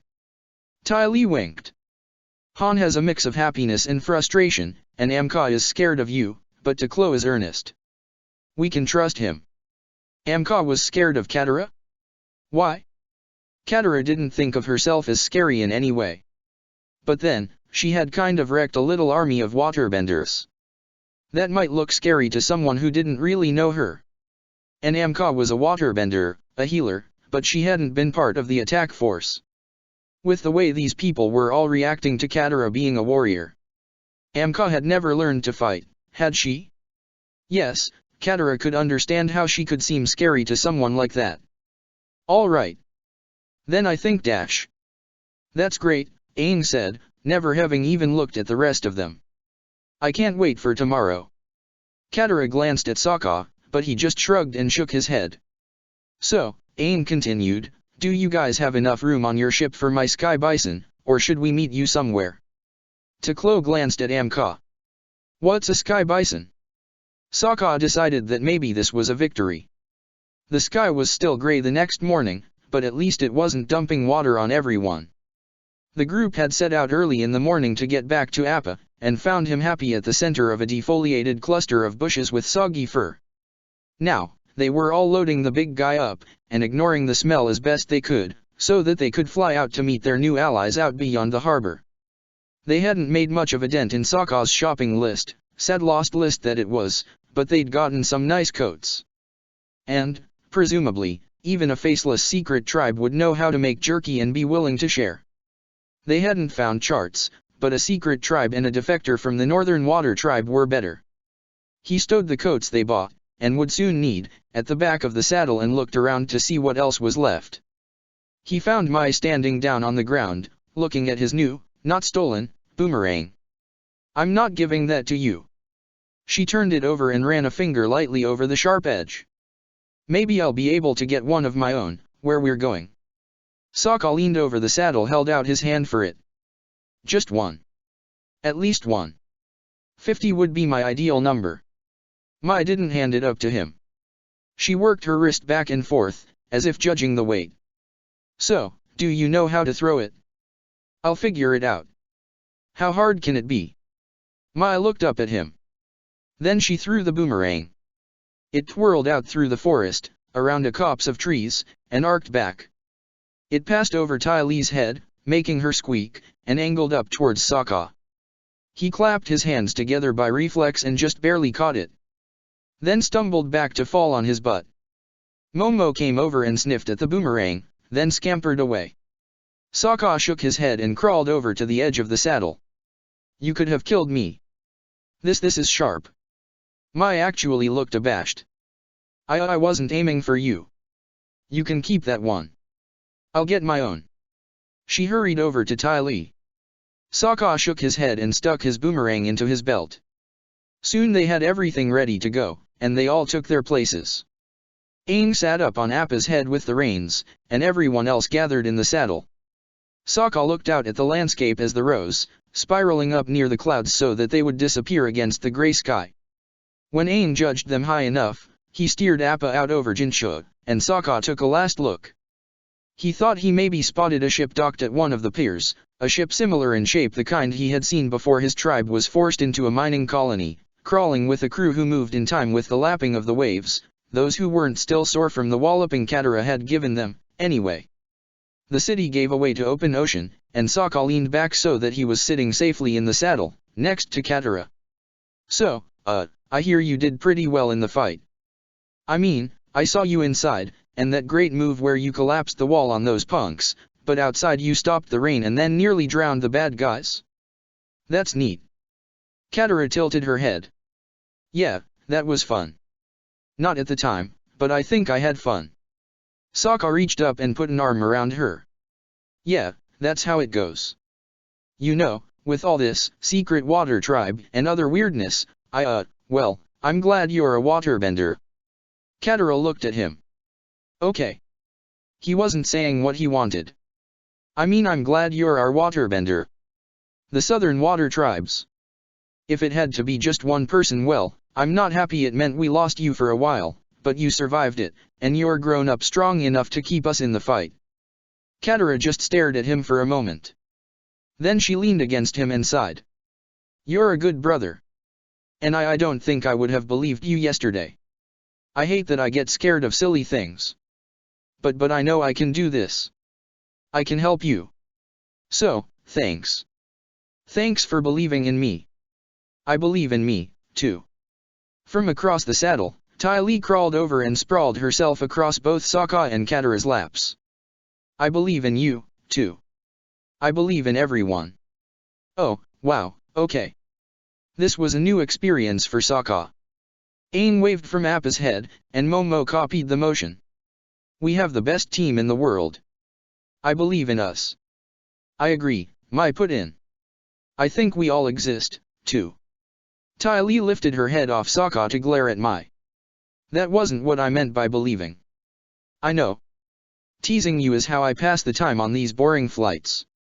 Ty Lee humphed and laid her head back on Sokka's lap. Katara laughed. Well, their plans had changed a bit, but they were still headed for the North Pole.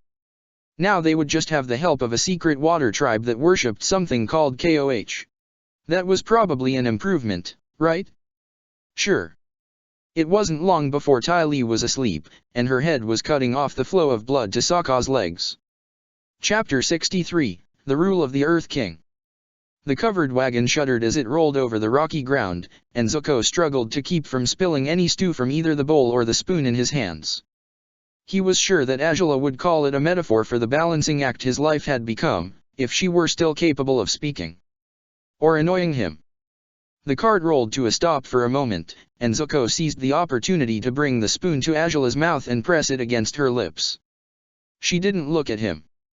She just sat against the back wall of the wagon staring into space, alone in a world only she could perceive.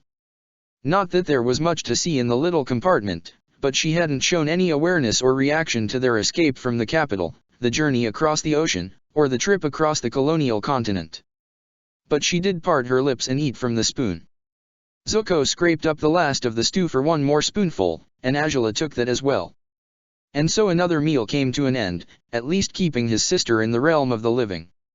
That was enough for now, he supposed.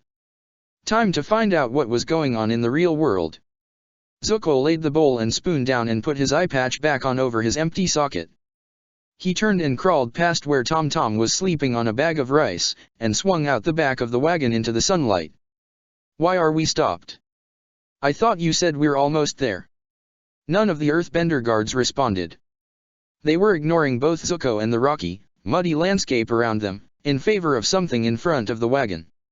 Zuko followed their gazes past the ostrich horse, to where King Toph was talking with someone. Oh, it was Jojo, the Earthbender rebel who seemed to be Toph's preferred spy. The king had sent her ahead to their supposed secret base several hours ago. And now she was back with a bundle of chains hanging over her shoulder? Zuko tensed. What's going on? King Toph swung to face him with a big grin. Good news. We are almost there, and some important people have come to visit. That will make it easier to scrape together enough fighters to stand up to whatever your uncle is doing. Zuko still hadn't formed a full opinion on that, so he let it pass. Then shouldn't we be moving? Why stop if we're almost there? Toph nodded and ambled over to him. She made no attempt to avoid splashing through the mud puddles that littered the road, and given the strength of her earthbending sense, he could only assume it was because she didn't care. Well, Prince Patience, we have a little bit of what we call a concern. See, I'm obviously the incarnate goddess of the earth itself, ruling from a divine mandate expressed through the power of my earthbending. You know, typical royal stuff. Zuko nodded. If you're about to tell me that you've been faking this king thing all this time, I'm going to be very disappointed. Ha! Toph swung a fist into his shoulder. That's why I love you. But no, I'm really the king. Everyone says so, and everyone can't be wrong, right? Especially after I beat up the ones who said I'm not king. But beating people up takes a lot of time, and I found out there's this stuff called politics that can sometimes be used to avoid a fight. The sarcasm is wearing a little thin. Zuko rubbed at his shoulder. It was really sore after that hit. What are you saying? Toph looked up in what was almost the direction of his face. I'm going to honor my offer of sanctuary to you. But it will be easier for now if you look more like my prisoner when we arrive at the camp. You get it? No one makes a fuss, and I can do politics with the right people later, one at a time. Zuko looked over to the chains looped over Jojo's arm. You want to tie me up? And Azula? But I have a feeling she won't give us any trouble about it. Zuko's chest burned at the thought of submitting to such treatment, but only for a moment. At this point, he didn't have much of a choice, and he was fairly certain that King Toph was being honest about everything. He wouldn't put lying past her, but she really didn't need to bother. She could have taken him from the capital without his cooperation, and at this point hardly needed to ask him to put the chains on, not with a team of earthbenders and nothing but rock and mud around them. And maybe he could use his time as a prisoner to figure out what he was even doing here. He chose going with Toph over a quiet retirement in the care of the White Lotus, but he hadn't really thought about what was going to happen after that. Toph hadn't given any explanations, or promises beyond his safety. He sighed and nodded. Fine. But the less time I'm in chains, the better. I agree. I want your sunny disposition back in my life as soon as possible. Toph grinned and nudged him with an elbow. Go ahead and get back in the wagon, and then Jojo will help you and Azula into your new duds. It turned out that the worst part wasn't being handled like cargo, but rather seeing Angela simply allow herself to be locked in chains. Zuko averted his eyes to stare out the back of the wagon as they got moving again. It might have been his imagination, but he thought he could feel the ground give a shake every now and then, too quick and sequential to be natural. Earthbender signals of some kind? Eventually, the bumps of the uneven road gave way to the slow squelching of mud. And then the sun yielded to the shade of a cave. Zuko allowed himself to be carried as a prisoner into the dark. After a moment, he heard Tom Tom stir from his little rice sack bed and say, "It's night time." Toph stopped where the tunnel opened into a larger cavern, the dark blur in her vision having given way to a light blur that was probably a sunlight. The taste of fresh air spiced up the dank flavor of the typical cavern atmosphere, mixed with fires. She could smell that someone was smoking mudskippers and crystal lanterns. The way they rang almost beyond the height of sound was unmistakable. The typical noises of community life echoed, giving her a sense of how big the space was. She summoned her earthbending and stomped a foot hard enough to make the whole vast place shake. Then she threw out her hands and boomed, "Your king has returned. Go, me." The whole cavern went quiet, allowing her voice to reverberate through the whole space, fading slowly into nothingness. And then a cheer rose up loud enough to make her wince. It was good to be home. Even if Toph had never actually been in this home before. Still, she could feel the life here. It was just like their old hideout across the lake from Ba Sing Se, a collection of refuges and supplies and people and even some badger moles. There should always be badger moles around. It wasn't quite as refined and defensible as Full Moon Bay, but some of the rebels who had pledged themselves to her had told about this area and its muddy caves, and it didn't take a genius to realize that it would be a good backup camp. She could feel some of those mud ponds even here, but most of the ground had been smoothed and solidified by earthbenders, allowing a little city of clay and canvas to be built in the space. As her earth sense brought back more detail, she could feel that a whole lot of air shafts in the walls substituted for the big gap in the ceiling that Full Moon Bay had boasted, keeping things from getting too muggy. Toph wondered how long she'd get to stay here before running off on the next adventure. She strode into the little kingdom, her spies and Zuko's wagon trailing behind her, and let all of the activity form a picture through her earth sense. People came crowding around, some reaching their hands out to her and others falling to the floor to bow at her feet. She moved her focus from person to person, making sure that none of them were preparing weapons or earthbending stances. It had been a while since someone had tried to assassinate her, but it was always good to check.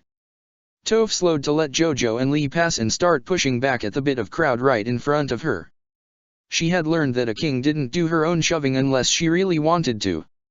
Once there was enough of a path, she continued her march, waving to her subjects, slapping a few hands, nodding or pointing at the ones whose shouted welcomes she heard, and generally playing to the audience like this was an Earth Rumble. It was amazing how similar being a king was to being a Rumble champion. Someday, Toph was going to write a book about it for people to read, which meant she was going to talk about it until she got tired and somebody else would put it on paper all pretty like. Her path took her beyond the mass of rebels, and now she felt some familiar figures approaching. They were her direct subordinates, as well as the community leaders of the refugees under her care. She found the Water Tribe Granny, Kunna, and pointed for the old woman to approach ahead of everyone else. Toph whispered some instructions to Jojo, finishing just as Kunna had shuffled over.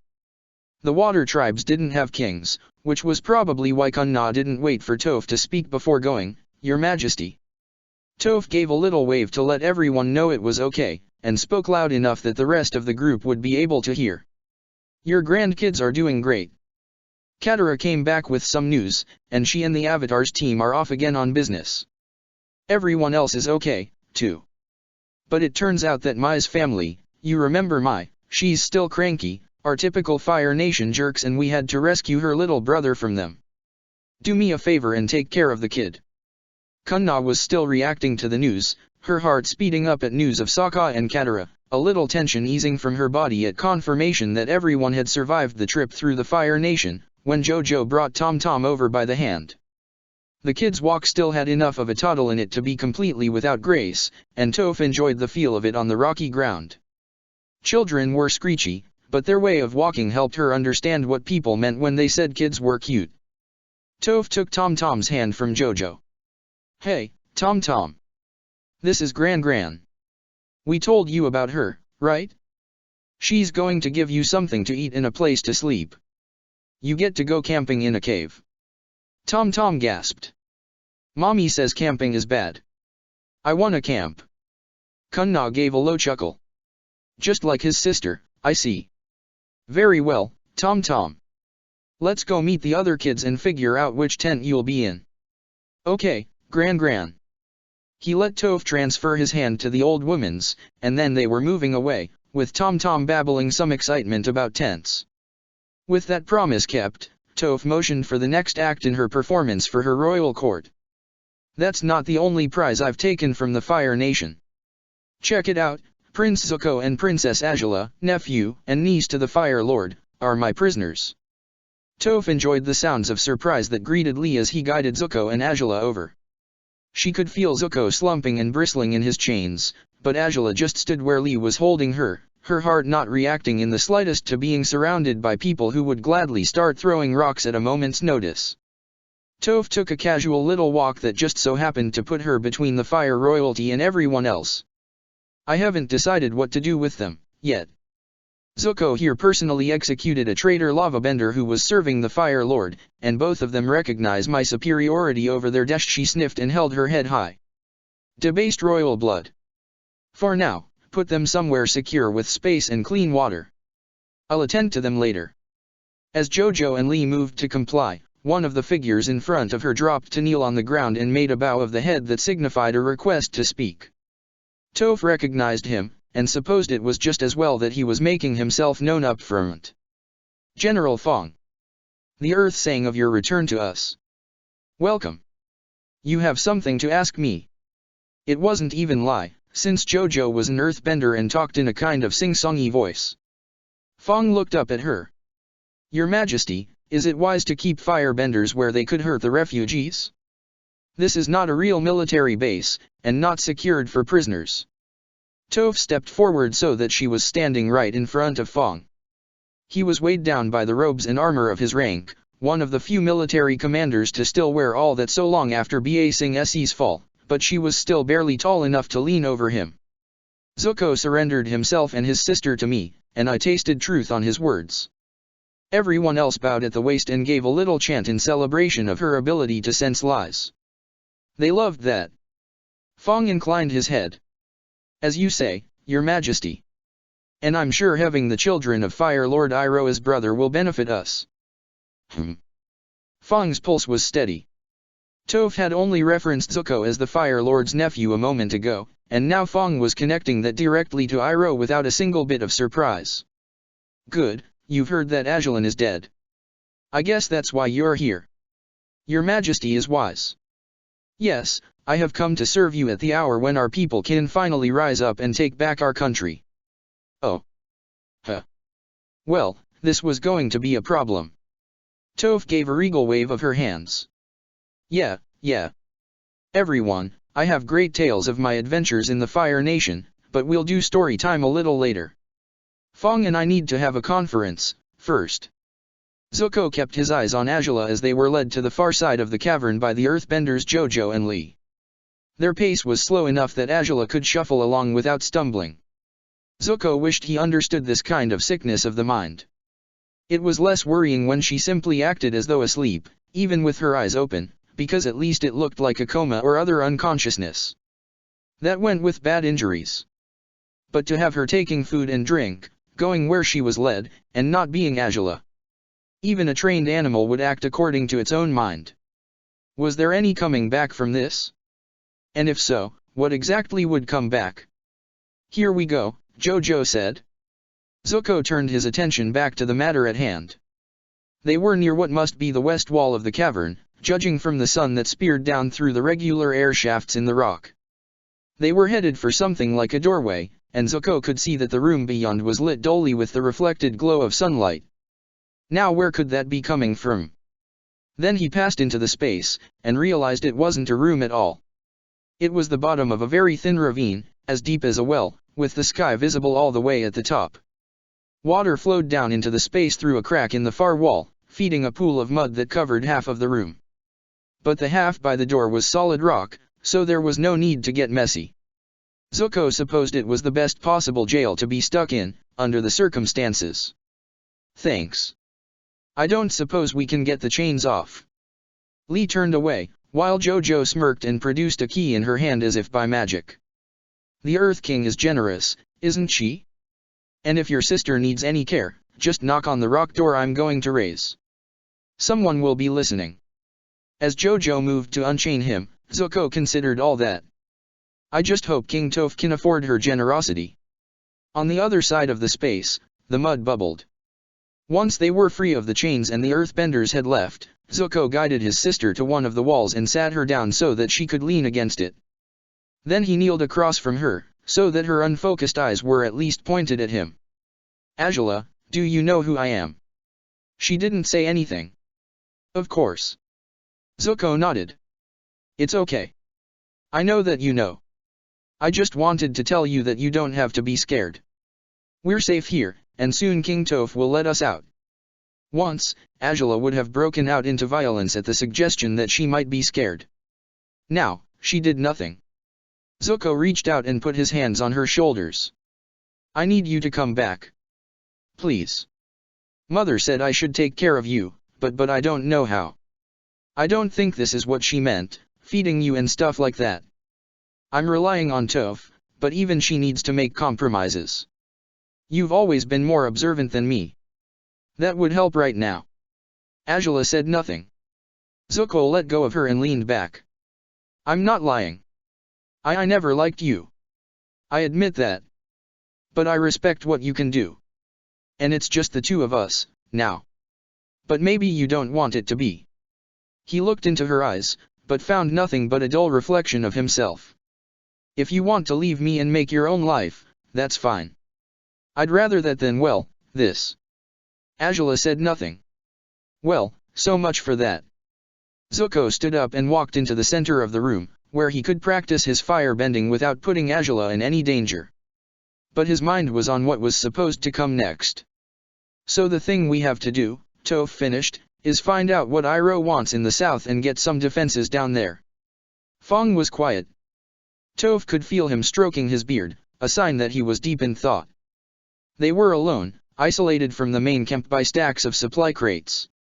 In the distance, Toph could feel some of her rebels putting together a court where she would soon sit on a throne and dish out her propaganda, but right here in the shadows was where the real kingship was being done. Well, Toph was assuming there were shadows. People got really excited about the symbolism of shadows. Then Fong said, I don't agree. Great. This was the problem with Fong. Before the war ended, he had been the highest-ranking general outside of Ba Sing Se, and when the Fire Nation came along and burned the place down, that left him in charge of the remnants of the Earth Kingdom's military. But things had been confusing, and not everyone thought that the old command structure was still in place in a world with no Earth King, so Fong hadn't been able to unite the scattered remnants of the kingdom. At least, not before Toph had come along claiming to be a distant relation to the line of the Earth Kings, and systematically jumping through every hoop necessary to get people to believe it. Unlike most rebel leaders, Fong hadn't condemned Toph's claims. But he hadn't supported her, either, not until the Earth Sages decided to confirm her kingship. And while he'd accepted her orders, he'd been happy operate at a distance. In other words, he was smart. He'd waited, listened, and picked the best options available. The smart types worried Toph. Unless they were Sokka. He was okay, and smelled like love and hotness. And so she knew better than to mess with them too much. Oh? You still want to rise up against Iroh? I do. Fong began to pace. From what you've told me, the leadership of the Fire Nation is probably in complete disarray. Iroh is removed from those troubles at the North Pole, so even though he's in command, he can't have settled the confusion yet. News of Ajalin's death is still spreading, and some colonies won't know where to look for instructions. He came to a stop and turned to Toph. We've been recruiting and hoarding supplies for the right time, and I don't think we'll ever have a better opportunity to push back against the invaders. He was sincere. Toph could feel his pulse quicken as he spoke, could sense his gestures growing more dramatic. In most other circumstances, she'd be happy to take his advice, but the problem was that the world had become weird. I get what you're saying. And, maybe we can send word for some of the groups to start hitting back. I like that. But there's more going on than just rebels and invaders. The Avatar says the Fire Nation is making the world sick, and Iroha's stuff is part of that. Fong was nodding. I respect the Avatar's power, and we can only assume that he's correct. But you don't know Iroha like I do. You've met him. She could feel Fong's grin. Never. But I received reports of the war in the north, including what our observers could gather about the Water Tribe. Iroha's tactics always stood out from those of the other admirals. He doesn't just understand navies, he understands people, and he knows how to use it to great effect. Frankly, it's possible that giving our attention to that swamp is exactly what he wants right now. Our best strategy might be to secure as much of the continent as we can, and react when we know more clearly what he wants. Toph shook her head. It's not a scam. Iroha really is planning something for the south. Maybe he was, Fong said in the same tone that Dad had used whenever telling her that she was too weak to go beyond the estate's walls. But you said he knows you discovered his plans. He's definitely formulating strategy to take advantage of that. Toph knew Fong wasn't wrong.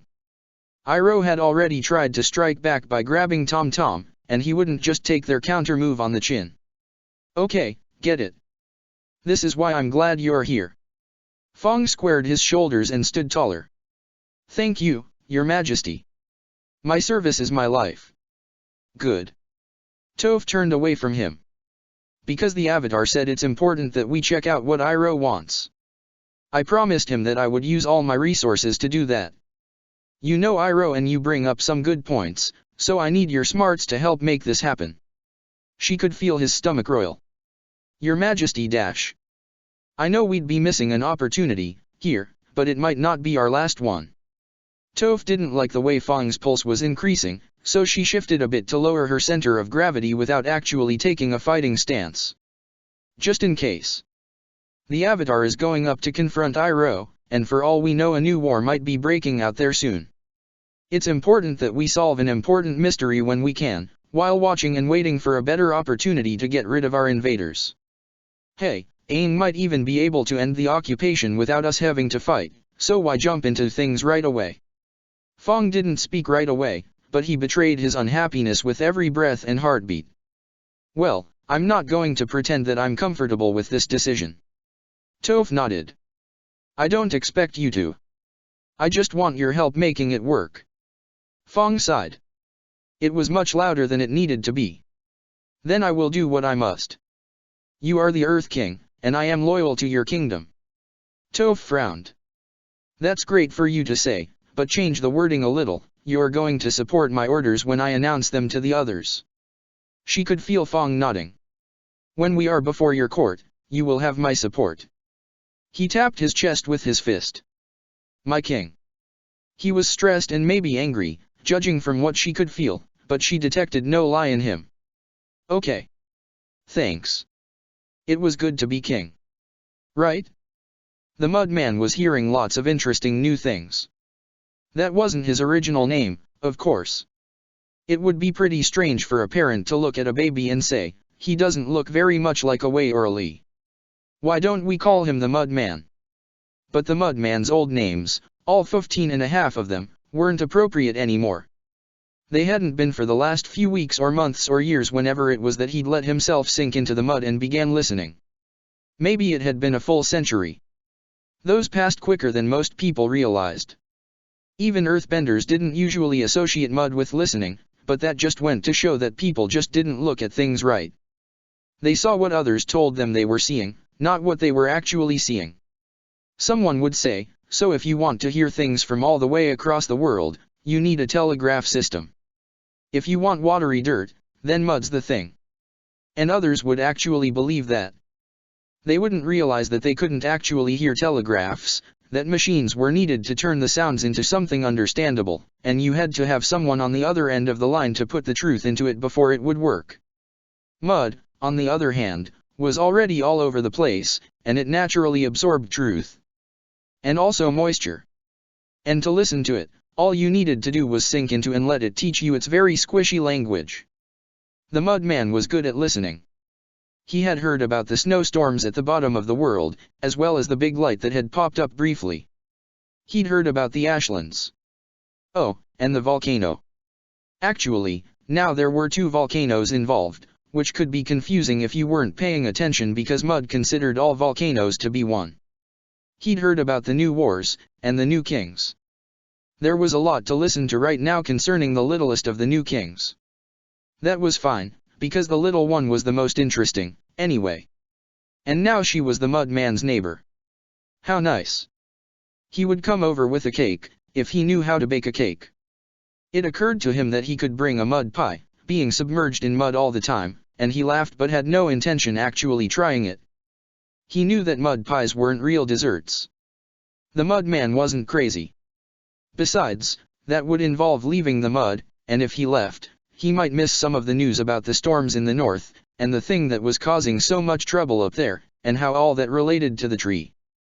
The tree was important. The Mudman was sure of that. After all, it had said so itself. And so the Mudman stayed in the mud, waiting and listening. The little king would probably be coming over soon, anyway. Toph kept her feet pressed to the ground as the dinner hour fell on her kingdom. Her stories to her court had gone well enough. Everyone had been happy to hear that Ajalon was dead and the Fire Nation capital was now a lava flow, and so sneaking in that Iroh was a traitor who needed to be dealt with was pretty easy. She had made sure she emphasized that the Avatar's spies had uncovered Iroh's treachery before he'd been able to spring it on them, never mind that Katara would probably object to being called a spy, and they had enough information to head off his plans. People liked to know that everything was going according to plan, even if the plan was being made up as it went along. But it wasn't the immediate reaction to the tale that Toph was really interested in. She remained on her throne, a couch of molded clay made from the mud and dust of this cavern, as some of the listeners moved back into the city camp. She kept her feet pressed to the ground as everyone gathered in their groups of friends and family to eat and talk. Toph let the orchestra of heartbeats wash over her. There was Tom Tom, practically bouncing in place as Gran, and the Water Tribe kids she took care of, showed him how to eat a smoked kipper. Toph resolved to get herself a kipper. She deserved something tasty after all the work she'd done today. There was Jojo, trading a kiss for a bowl of rice and asking the soldier who gave it to her what General Fong thought of all this. Good girl. There was Zuko and Azula, off in the little open sky room that was keeping them safe by its existence, if not the walls that most people around here could just open up at will. Zuko was fire-bending, and Toph took a moment to admire his form. There was Fong, letting his kipper wrap cool as he wrote something on a note and passed it to one of his subordinates, setting off a flurry of activity amongst his guard. He might not agree with Toph, but he was a productive little minion. One of the food distributors was moving through the residential area pushing a small cart ahead of him, calling out that there was cabbage available today and how important it was for a healthy diet. He added that good children might find that some fresh cabbage cookies were available after dinner if they asked nicely, and Toph grimaced and shifted her attention elsewhere.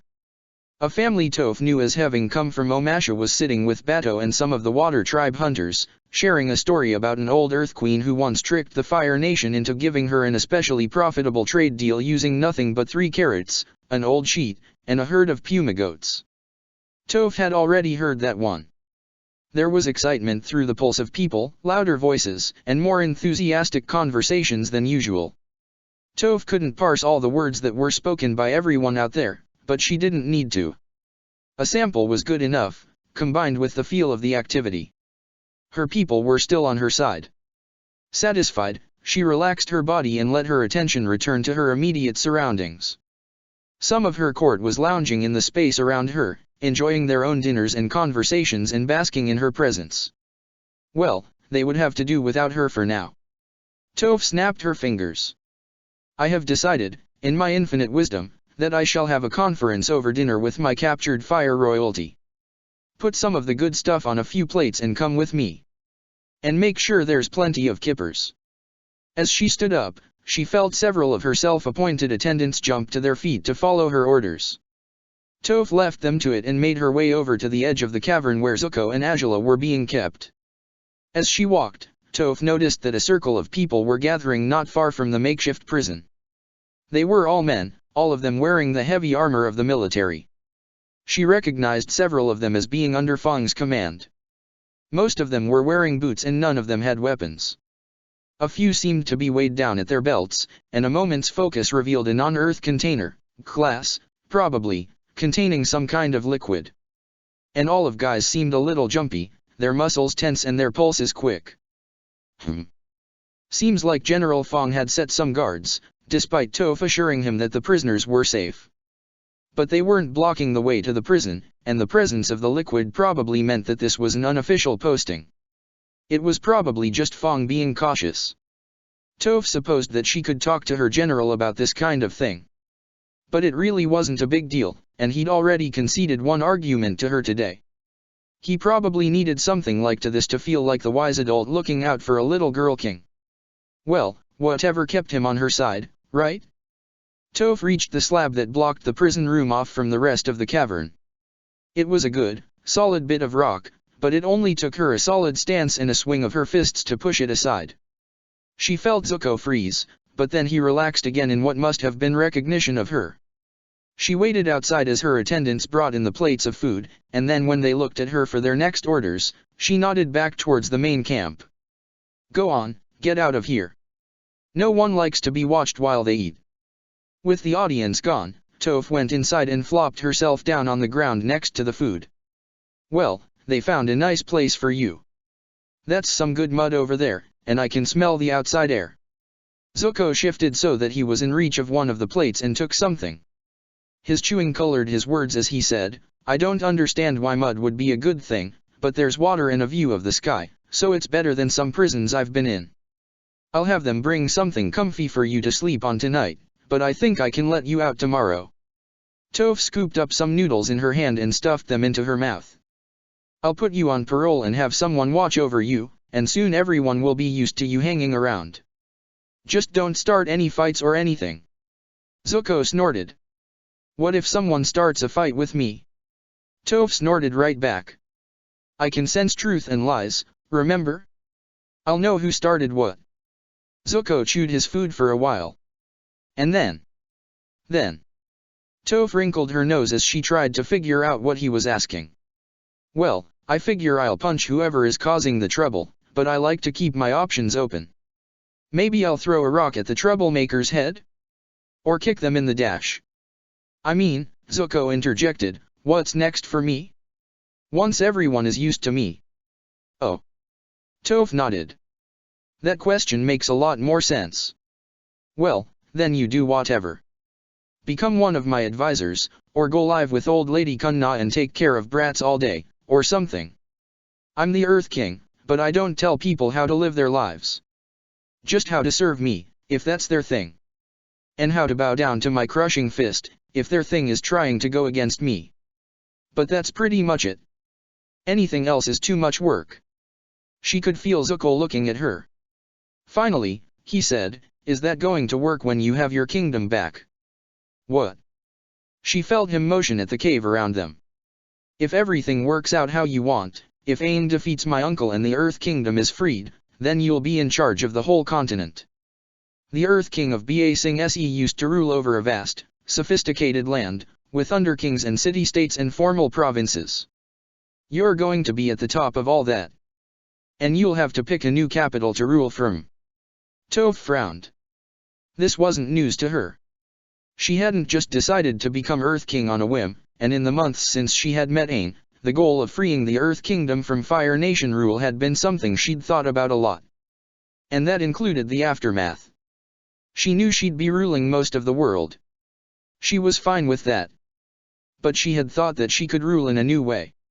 Well, maybe she still could. She was about to say so, to test the waters with a real prince who might have actually experienced some royal stuff in between being a kid and getting exiled and helping his uncle enact a coup. When she felt the slapping of boots on the ground. Lots of boots. People were running towards this room. She immediately dropped the bread she'd been picking at and slammed her hands on the ground, reaching out with her earth sense and demanding details. The echoes were confused, thanks to the battering of feet, but she knew these bodies. These were Fang's soldiers, the ones standing guard over Zuko and Azula. Why were they running here? Zuko hadn't attacked her. He hadn't even made a pass at her or anything. Toph stood up and turned to face the doorway. She could feel Zuko tense. "What is it?" He shuffled over to crouch in front of Azula. The soldiers arrived, skidding to a stop just outside the room. Toph called out, "What are you dash?" One of the soldiers cried, "The firebender is attacking." Toph took an earthbending stance, not because she was afraid of Zuko, who was firmly in her earth sense, but because anyone trying to trick her had to be an enemy. The soldiers moved. Toph punched her fists above her head. They were throwing things. A wall rose to stand protectively in front of her. The projectiles crashed into the ground far short of her and shattered, and they were glass, and there was a hiss, and the world lit up around Toph like a hot summer day. And then her feet screamed. No, it was Toph who was screaming. Her feet were in agony and she couldn't see, and her feet. Zuko had no idea what kind of liquid was in the bottles that had been thrown into his little jail, and that was surprising. He was from the Fire Nation, after all. He'd expect to know about such a thing as a liquid that bursts into flame when exposed to air. That's what it had to be, anyway. No sooner had those bottles smashed open and their contents splashed out over the floor than the liquid began smoking, and then there was light, and Toph was screaming. Zuko extended his hand in the direction of noise, breathed in and out, and swiped through the air. The flames flattened for a moment and bent away from the petite figure rolling on the ground. Zuko hurried over to her, ducking behind the wall she'd raised as he scooped her up into his arms. He heard the sound of grinding rock that always came with earthbending. But no attacks came. Zuko peeked over the wall just in time to see the doorway become swallowed up by the wall around it. They were being sealed in. His heart hammered, but then he remembered that he wasn't buried alive, that this was really just a deep ravine, and all he had to do was look up above the mud pit. He still heard the grinding of stone above Topha's screeching. Zuko turned and looked up in time to see the darkening sky and the first of the stars become cut off by an extension of stone. He was trapped. With all this fire. The air.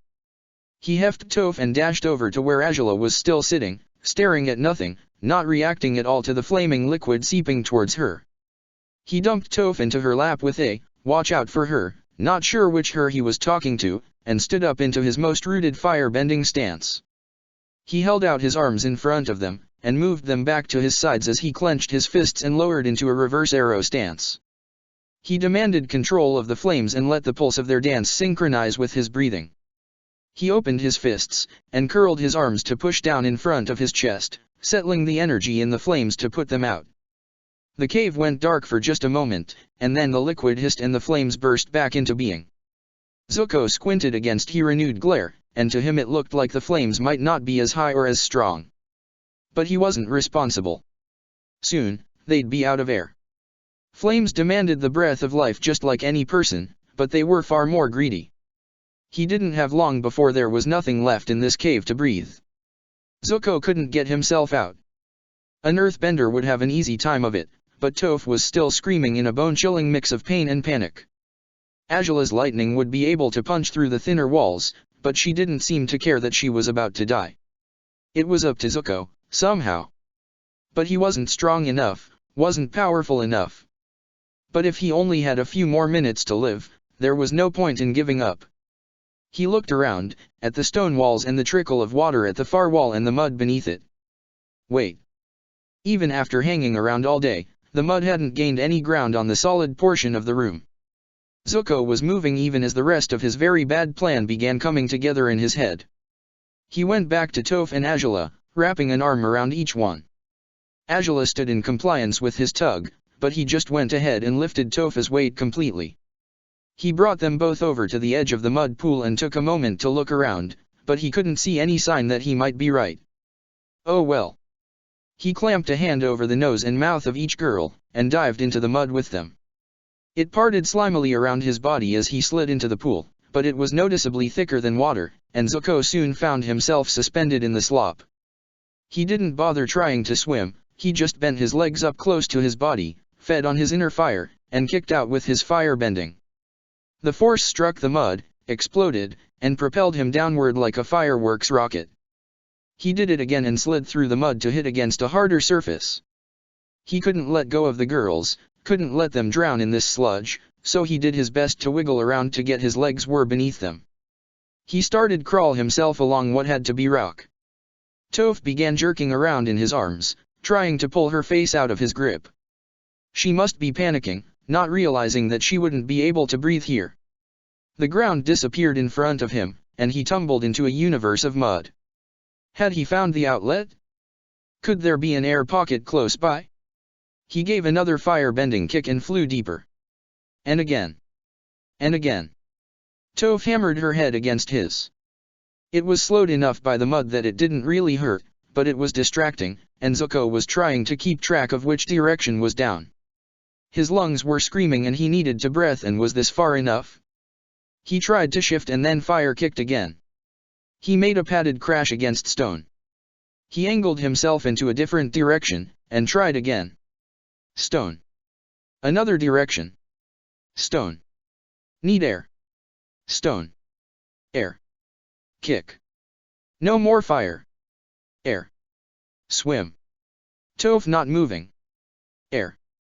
Azula. Toph. Air. And then the mud moved and cradled Zuko and carried him along. He thought he might be dreaming, or dying, until his head burst up into dark, empty space and he gasped reflexively to fill his lungs with air.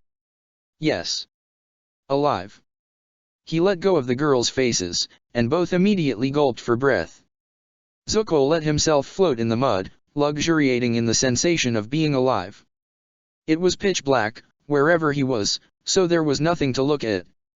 The air tasted fresh, at least, so there was probably no danger of running out. He decided to risk a light, and unwound his arm from around Azula. He held up the palm of his hand and called for a little flame, casting a warm orange glow. And Zuko found a mud-smeared face staring into his own with crooked green eyes. He splashed back as fast as he could and swung his free hand to point at the thing. He hoped it didn't eat people, but if it did, some fire would. Wait. The thing remained where it was, staring at him. Mud dropped from its features, from a nose and ears and a beard end. It was human. And then it grinned in a very human way, revealing an irregular collection of teeth. Hello, Prince Zuko of the Fire Nation. This is my mud. Pretty nice, isn't it? Now, calm yourself down. You can call me the Mud Man. Chapter 64, The Mud Man. General Fong couldn't help but wonder at the strange destiny guiding his life. He had begun his adulthood by joining the Earth Kingdom's army as a grunt, fighting to save his homeland, and rose up over the years to become one of its most prominent military leaders. And now the war that had defined his entire adult life was lost, and he was assassinating the Earth King to steal control of the remaining resistance. And she was truly the Earth King. Whether the Bei Fong clan, no relation to Fong himself, was truly kin to the royal line was immaterial, she'd been awarded the title by the people with the authority to give it. And so the orders that Fong had given out this evening were treason. But if there was one constant to his life, it was that he did what was necessary for his country and the soldiers under his command. He paced in his command tent. The troops were ready to move, or as ready as they could be without tipping off the rest of the settlement that he was expecting news of an assassination. "Sir," a captain said as he pushed into the tent. "It's done." Fong took a breath. "Okay. Get the lockdown started. I'm going ahead." Despite the need for urgency, his legs felt heavy as he ran out of the tent and called for every available soldier to follow him. His shouts were loud enough to reverberate off the distant ceiling of the massive cavern that enclosed the whole makeshift base and refugee village. What kind of a world was he living in, that arranging for a teenage girl to either suffocate or burn to death was the best choice he could make for all the people gathered here? Especially knowing how horrible it could be to die like that. At least he'd also killed those fire royal teens. He could take a little comfort in their suffering. There was already a crowd by the time Fong arrived at the little side cave where Prince Zuko and Princess Azula had been stashed. A team of his special operatives were standing in front of the earthbending sealed entrance, keeping the civilians back. It was all according to the orders Fong had written out earlier, and he nodded at the squad's commander as he made his way over. "What do we have, Colonel Chun?" "The firebenders attacked the Earth King, sir." Chung made no sign that this was the answer he had been ordered to give. We were on station nearby and heard the fighting, and arrived to find everything on fire. We were about to intervene, but King Toph ordered us back and sealed off the room. It wasn't a great excuse, but it was the best Fong had been able to come up with on such short notice. He was a man of tactics, and had been sitting on a method to defeat Toph Beifong since he first met her and evaluated her abilities, but he wasn't as comfortable with politics and lies like this. Hopefully, he wouldn't have to actively maintain the deception. For her own safety, I'm overriding the king's orders. Crack this room open for me and keep the civilians back. I'm going in myself. His operatives immediately shifted into earthbending positions and punched a break into the wall that used to be the prison's entrance. There was a pop as the air equalized, and the wall crumbled from the force of the brief wind. Fong hesitated only a moment. He wasn't looking forward to what he would find inside. For all the burned bodies he had seen in his career, he hadn't been able to get used to the sight. Some had been allies, while others the victims of the special weapons he had just used against the Earth King. But when he stepped into Prison Cave, there were no bodies. The walls were blackened from the fire, there was the residue all over the floor from the burning liquid mixture his command had invented during the war, and the shattered remains of clay plates were mixed with the charred leftovers of a dinner. The surface of the mud pit on the far side of the room was caked and solid beneath a pool of water fed from a spring in the wall. Where had the Earth King gone? Where were the firebenders? There was no sign on the floor or any of the walls of an earthbending-made escape route. Then where? No. It didn't matter now. Something had gone wrong, and it was time to deal with it. As some of his operatives moved into the cave behind him, Fong motioned for Colonel Chun. "We have a problem, Colonel." The man wasn't an idiot. His eyes moved around no bodies. "Right," Fong whispered. "Spread word that the Earth King is missing, perhaps injured or dead. I'm taking control to maintain the stability of the camp here and the resistance as a whole. We still think the firebenders tried to kill her, and my best operatives have been tasked with finding her. Is that all clear? And when Beifong is found we handle it quietly, and then we return the body to the people so that they can mourn." Chun glanced back at the cave opening. "What if the king is already with her own loyalists?" Fong shook his head. "We have to remove her from power. She and the Avatar are children trying to fight a war against the most dangerous man alive. Taking control and striking back against the Fire Nation is the only chance our kingdom has of survival. If we fail, being executed for treason and not having to experience what comes next will be a mercy." It was a risk even speaking this out loud. Earlier, Fong had given his orders in writing, and then had his subordinates burn the paper once they'd memorized the words. The king could be behind one of the walls, listening now to his confession of betrayal, but it was a risk they would have to take. Besides, Fong had fought clever enemies before. He was fairly sure that the king would be looking to put distance between herself and treachery at this point, not immediately counter-attacking. She was a fighter who knew the value of waiting to strike the most efficient blow. She'd never been in the military. Otherwise, she would have learned that all the efficiency in the world is nothing compared to speed and force. Fong nodded to Colonel Chun. "Go." Toph hadn't been so blind in years. Her feet. She had vague memories, in the time before the badger moles, of not having a constant awareness of the world around her. She'd responded to sounds, smells, and shifts in light and darkness. That was all she had to reveal the world beyond her hands and feet. Her feet hurt. Then she'd run away from home. She couldn't remember what exactly had made her leave the Beifong estate, or even how she'd found the cave. She had just thought of it as a soothing place she liked. She hadn't known about the badger moles who passed through those caves until they'd crashed across her path and licked her. She'd instantly started copying them, including the lick, and learned how to move the earth, how to feel the earth, how to see what was around her without the need for eyes. The world came alive to her, but she also became more aware of how far Dad and Mom were pushing that world away from her. Her feet were hot, roaring. She'd relied on her feet to sense the earth beneath her and the vibrations that passed through it, the vibrations created by life and movement. She'd gotten so good at it that it had become reflex, a constant stream of information. Her feet were her life. And now they couldn't feel anything. Now she couldn't feel anything. Her feet were burned. She couldn't stop herself from whimpering. She was floating chin-deep in mud, which was already bad for conveying vibrations. There were voices around her, voices echoing against a low ceiling, but she couldn't make herself concentrate on them. It was all she could do to hold back sobs. Her feet were screaming with pain and wouldn't stop. She couldn't focus on using her hands to try to sense who else might be here with her. She didn't even really remember how she'd come to be in mud in the first place. It was something involving Zuko, she knew, but he'd let go of her and she was blind in the sludge. Or had she always been blind, and she'd just fooled herself otherwise? Stupid. Stupid, but not helpless. She'd held back on showing her true strength for too long, and the Fire Nation had come along and taken her home away from her. Thanks to their flames, there wasn't even a home for her to take back, not anymore. No parents to lock her away, but no parents to finally see and love her for who she really was. She wasn't going to let fire take away anything else, not so long as she was breathing. It didn't matter that this latest fire had come from her own people. That just made it all the more important.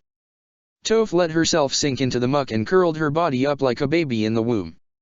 Her feet screamed at the feel of the mud sliding over her burns, but she fought back against it, managing to keep her mouth shut even if she couldn't stop tears from leaking out her eyes to join the muck. She reached out with her earthbending, imagining herself as one with the mud, and extended her legs to move them through the sludge. It leached the heat out, but that wasn't the relief she was looking for. She drew upon both the power that existed in all earth as well as the secret energy that sprung up whenever water and dirt mixed to become one. Water bending could restore damaged flesh. Fire bending could restore a body's flow of energy. Mud had its own way of working. Toph kept moving her legs up and down as though swimming, using the motion to take control of the mud and shift it according to her will. In response, the sludge grasped her feet and massaged them, caressed and soothed them. She let the pain and the heat leak away into the muck, where they were absorbed as a weight without physical form. She raised her hands to take control of that heavier mud and squeezed her fingers into fists. The healing coating pressed against her feet with real power now, seeking to become one with her flesh. It found a ready home on her soul, where the fire had ravaged the skin and muscle. The mud filled in and firmed up to form a coating over her injuries. She had never liked shoes, but this was something altogether different. The protective mud, almost more like clay, now, would shield her even as it moved as one with her. Her feet were still damaged, and she'd be blind to the world when next she tried to walk on them, but now they would have a chance to heal. It was up to her body, now, and she knew it was capable of great things. Toph took a moment to savor the relief and satisfaction of a job well done. And she was yanked out of the mud so suddenly that she let out a shriek. Above the pounding of her heart, she heard someone laughing, a cackle that wasn't familiar. It cut off with a snort, and then the same voice said, "So earth healing is real. Hooray!" Toph swung a fist as hard as she could towards the source of insult. At sound of a meaty impact, Zuko ripped a hand free of the mud and summoned a flame in his fist. The light reflected off of the surface of the glistening mud that filled the room up to his shoulder and covered the low ceiling and curved walls. He might have felt Azula, propped over his shoulder so that she wouldn't drown in this disaster area, twitch as the fire and flash came to life. But it was probably his imagination. Ever since the crazy old man had popped up, Zuko had been jumpy. Speaking of whom? At the edge of the firelight, the weird mud man was holding his hands over his nose. Toph floated next him, up to her chin in muck. The mud man said, "What was that for?" "Touching my royal person, jerk face." Toph scowled at him in the completely wrong direction. Zuko let some of his worry leak out with a sigh. Toph was awake and acting belligerent, so she was all right. He hadn't failed to save her. That was one person, at least. He did his best to wade over to her without dropping Azula, but the mud was thick enough to make it a struggle. "Are you okay?" The mud man took his hands away from his nose and looked at them. "I don't think it's bleeding." "Oh, do you mean the king?" "She's doing quite well." "Right, your majesty. Go suck on a mudkipper. I like you. And I'm very impressed, too. Healing your feet with earthbending. I hadn't fully believed in that kind of thing until I saw it just now. Not that I saw it, really, because there's a reason they say, as clear as mud, and it's not to try to get an opposite day started up again. But I dash. Shut up. Toph lifted her arms free of the mud and pushed in the filthy old man's direction. She didn't touch him, but the motion sent her sailing through the mud to bump into Zuko. What's going on, Zooks? Where are we? Who's the creepy guy? Why did my soldiers light my feet on fire and dump me in mud? Zooks. If there was one benefit to Azula being catatonic, it was that she hadn't just heard this newest nickname. Zuko elected to ignore and hope it went away. I don't know. After you went down, they sealed us in the cavern. We were either going to burn to death or suffocate, so I grabbed you and Azula, and dived into the mud pit. He frowned, trying to clarify events in his head. I figured it had to run deeper and maybe into another cave. But I got lost and then the mud flowed and we popped up here. I think this guy saved us. He calls himself Dash. The Mud Man. The stranger let himself fall backwards into the mud, floating on the surface. Only his face was recognizable as human through the filth that covered his whole body. Zuko couldn't even be sure if the guy was wearing clothes. It's one of those names that sounds just like the person it belongs to. Pleased to meet you, King Toph. Yeah, sure. She leaned over to Zuko and whispered, he sounds like he's either super old or he's been swallowing weird things. Zuko looked over at the Mud Man, who was ignoring them and floating happily. Probably both. Yeah. So, where are we? The Mud Man sank into the goop like an anchor, and then a second later popped up somewhere behind Zuko. My home. You better appreciate this mud bath. This is old mud, ancient mud, very good for the skin. And also burned feet, apparently. But thank you for visiting. I don't get much company these days, aside from slimy creatures and the occasional badger mole. It's nice to have someone to talk to. So, why did you come? Zuko turned to keep the guy in his sight, being careful to not drop Azula or push Toph under. Didn't you bring us here? Bring you? Me? I wasn't planning on any guests today, or I would have gotten out the good plates. And something to put on them. Besides mud. Some sludge dripped down from the ceiling to splatter on the Mud Man's head, but he didn't seem to notice. He just paddled around like a turtle duck in a pond. I'm not sure how I even got myself here. Toph grabbed Zuko's arm and pulled herself so that she was floating in front of him again.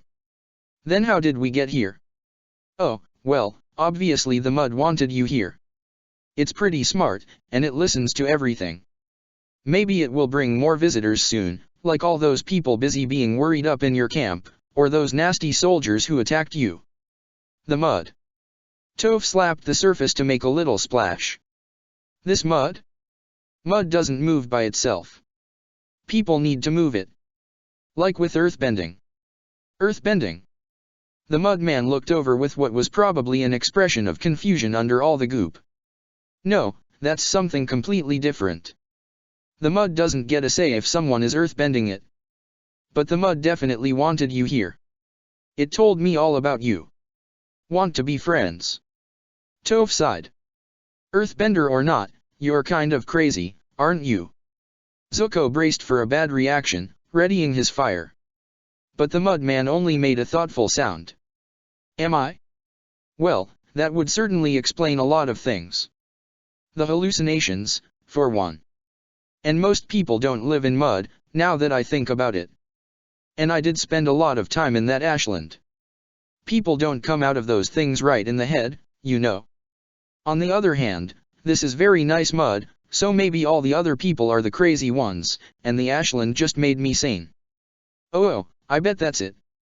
Welcome to sanity, fellow mud dwellers. Ashland? Zuko had to suppress a shudder. That would explain a lot about this guy. He had passed through 2 ashlands in the last year, and both of the experiences had changed him in good ways and bad. Right. So, if we wanted to leave, how would we get out of here? He hadn't taken a good look around yet, but now that Toph was safe and the Mud Man was proving to be relatively benign, he raised his burning hand to shed more light.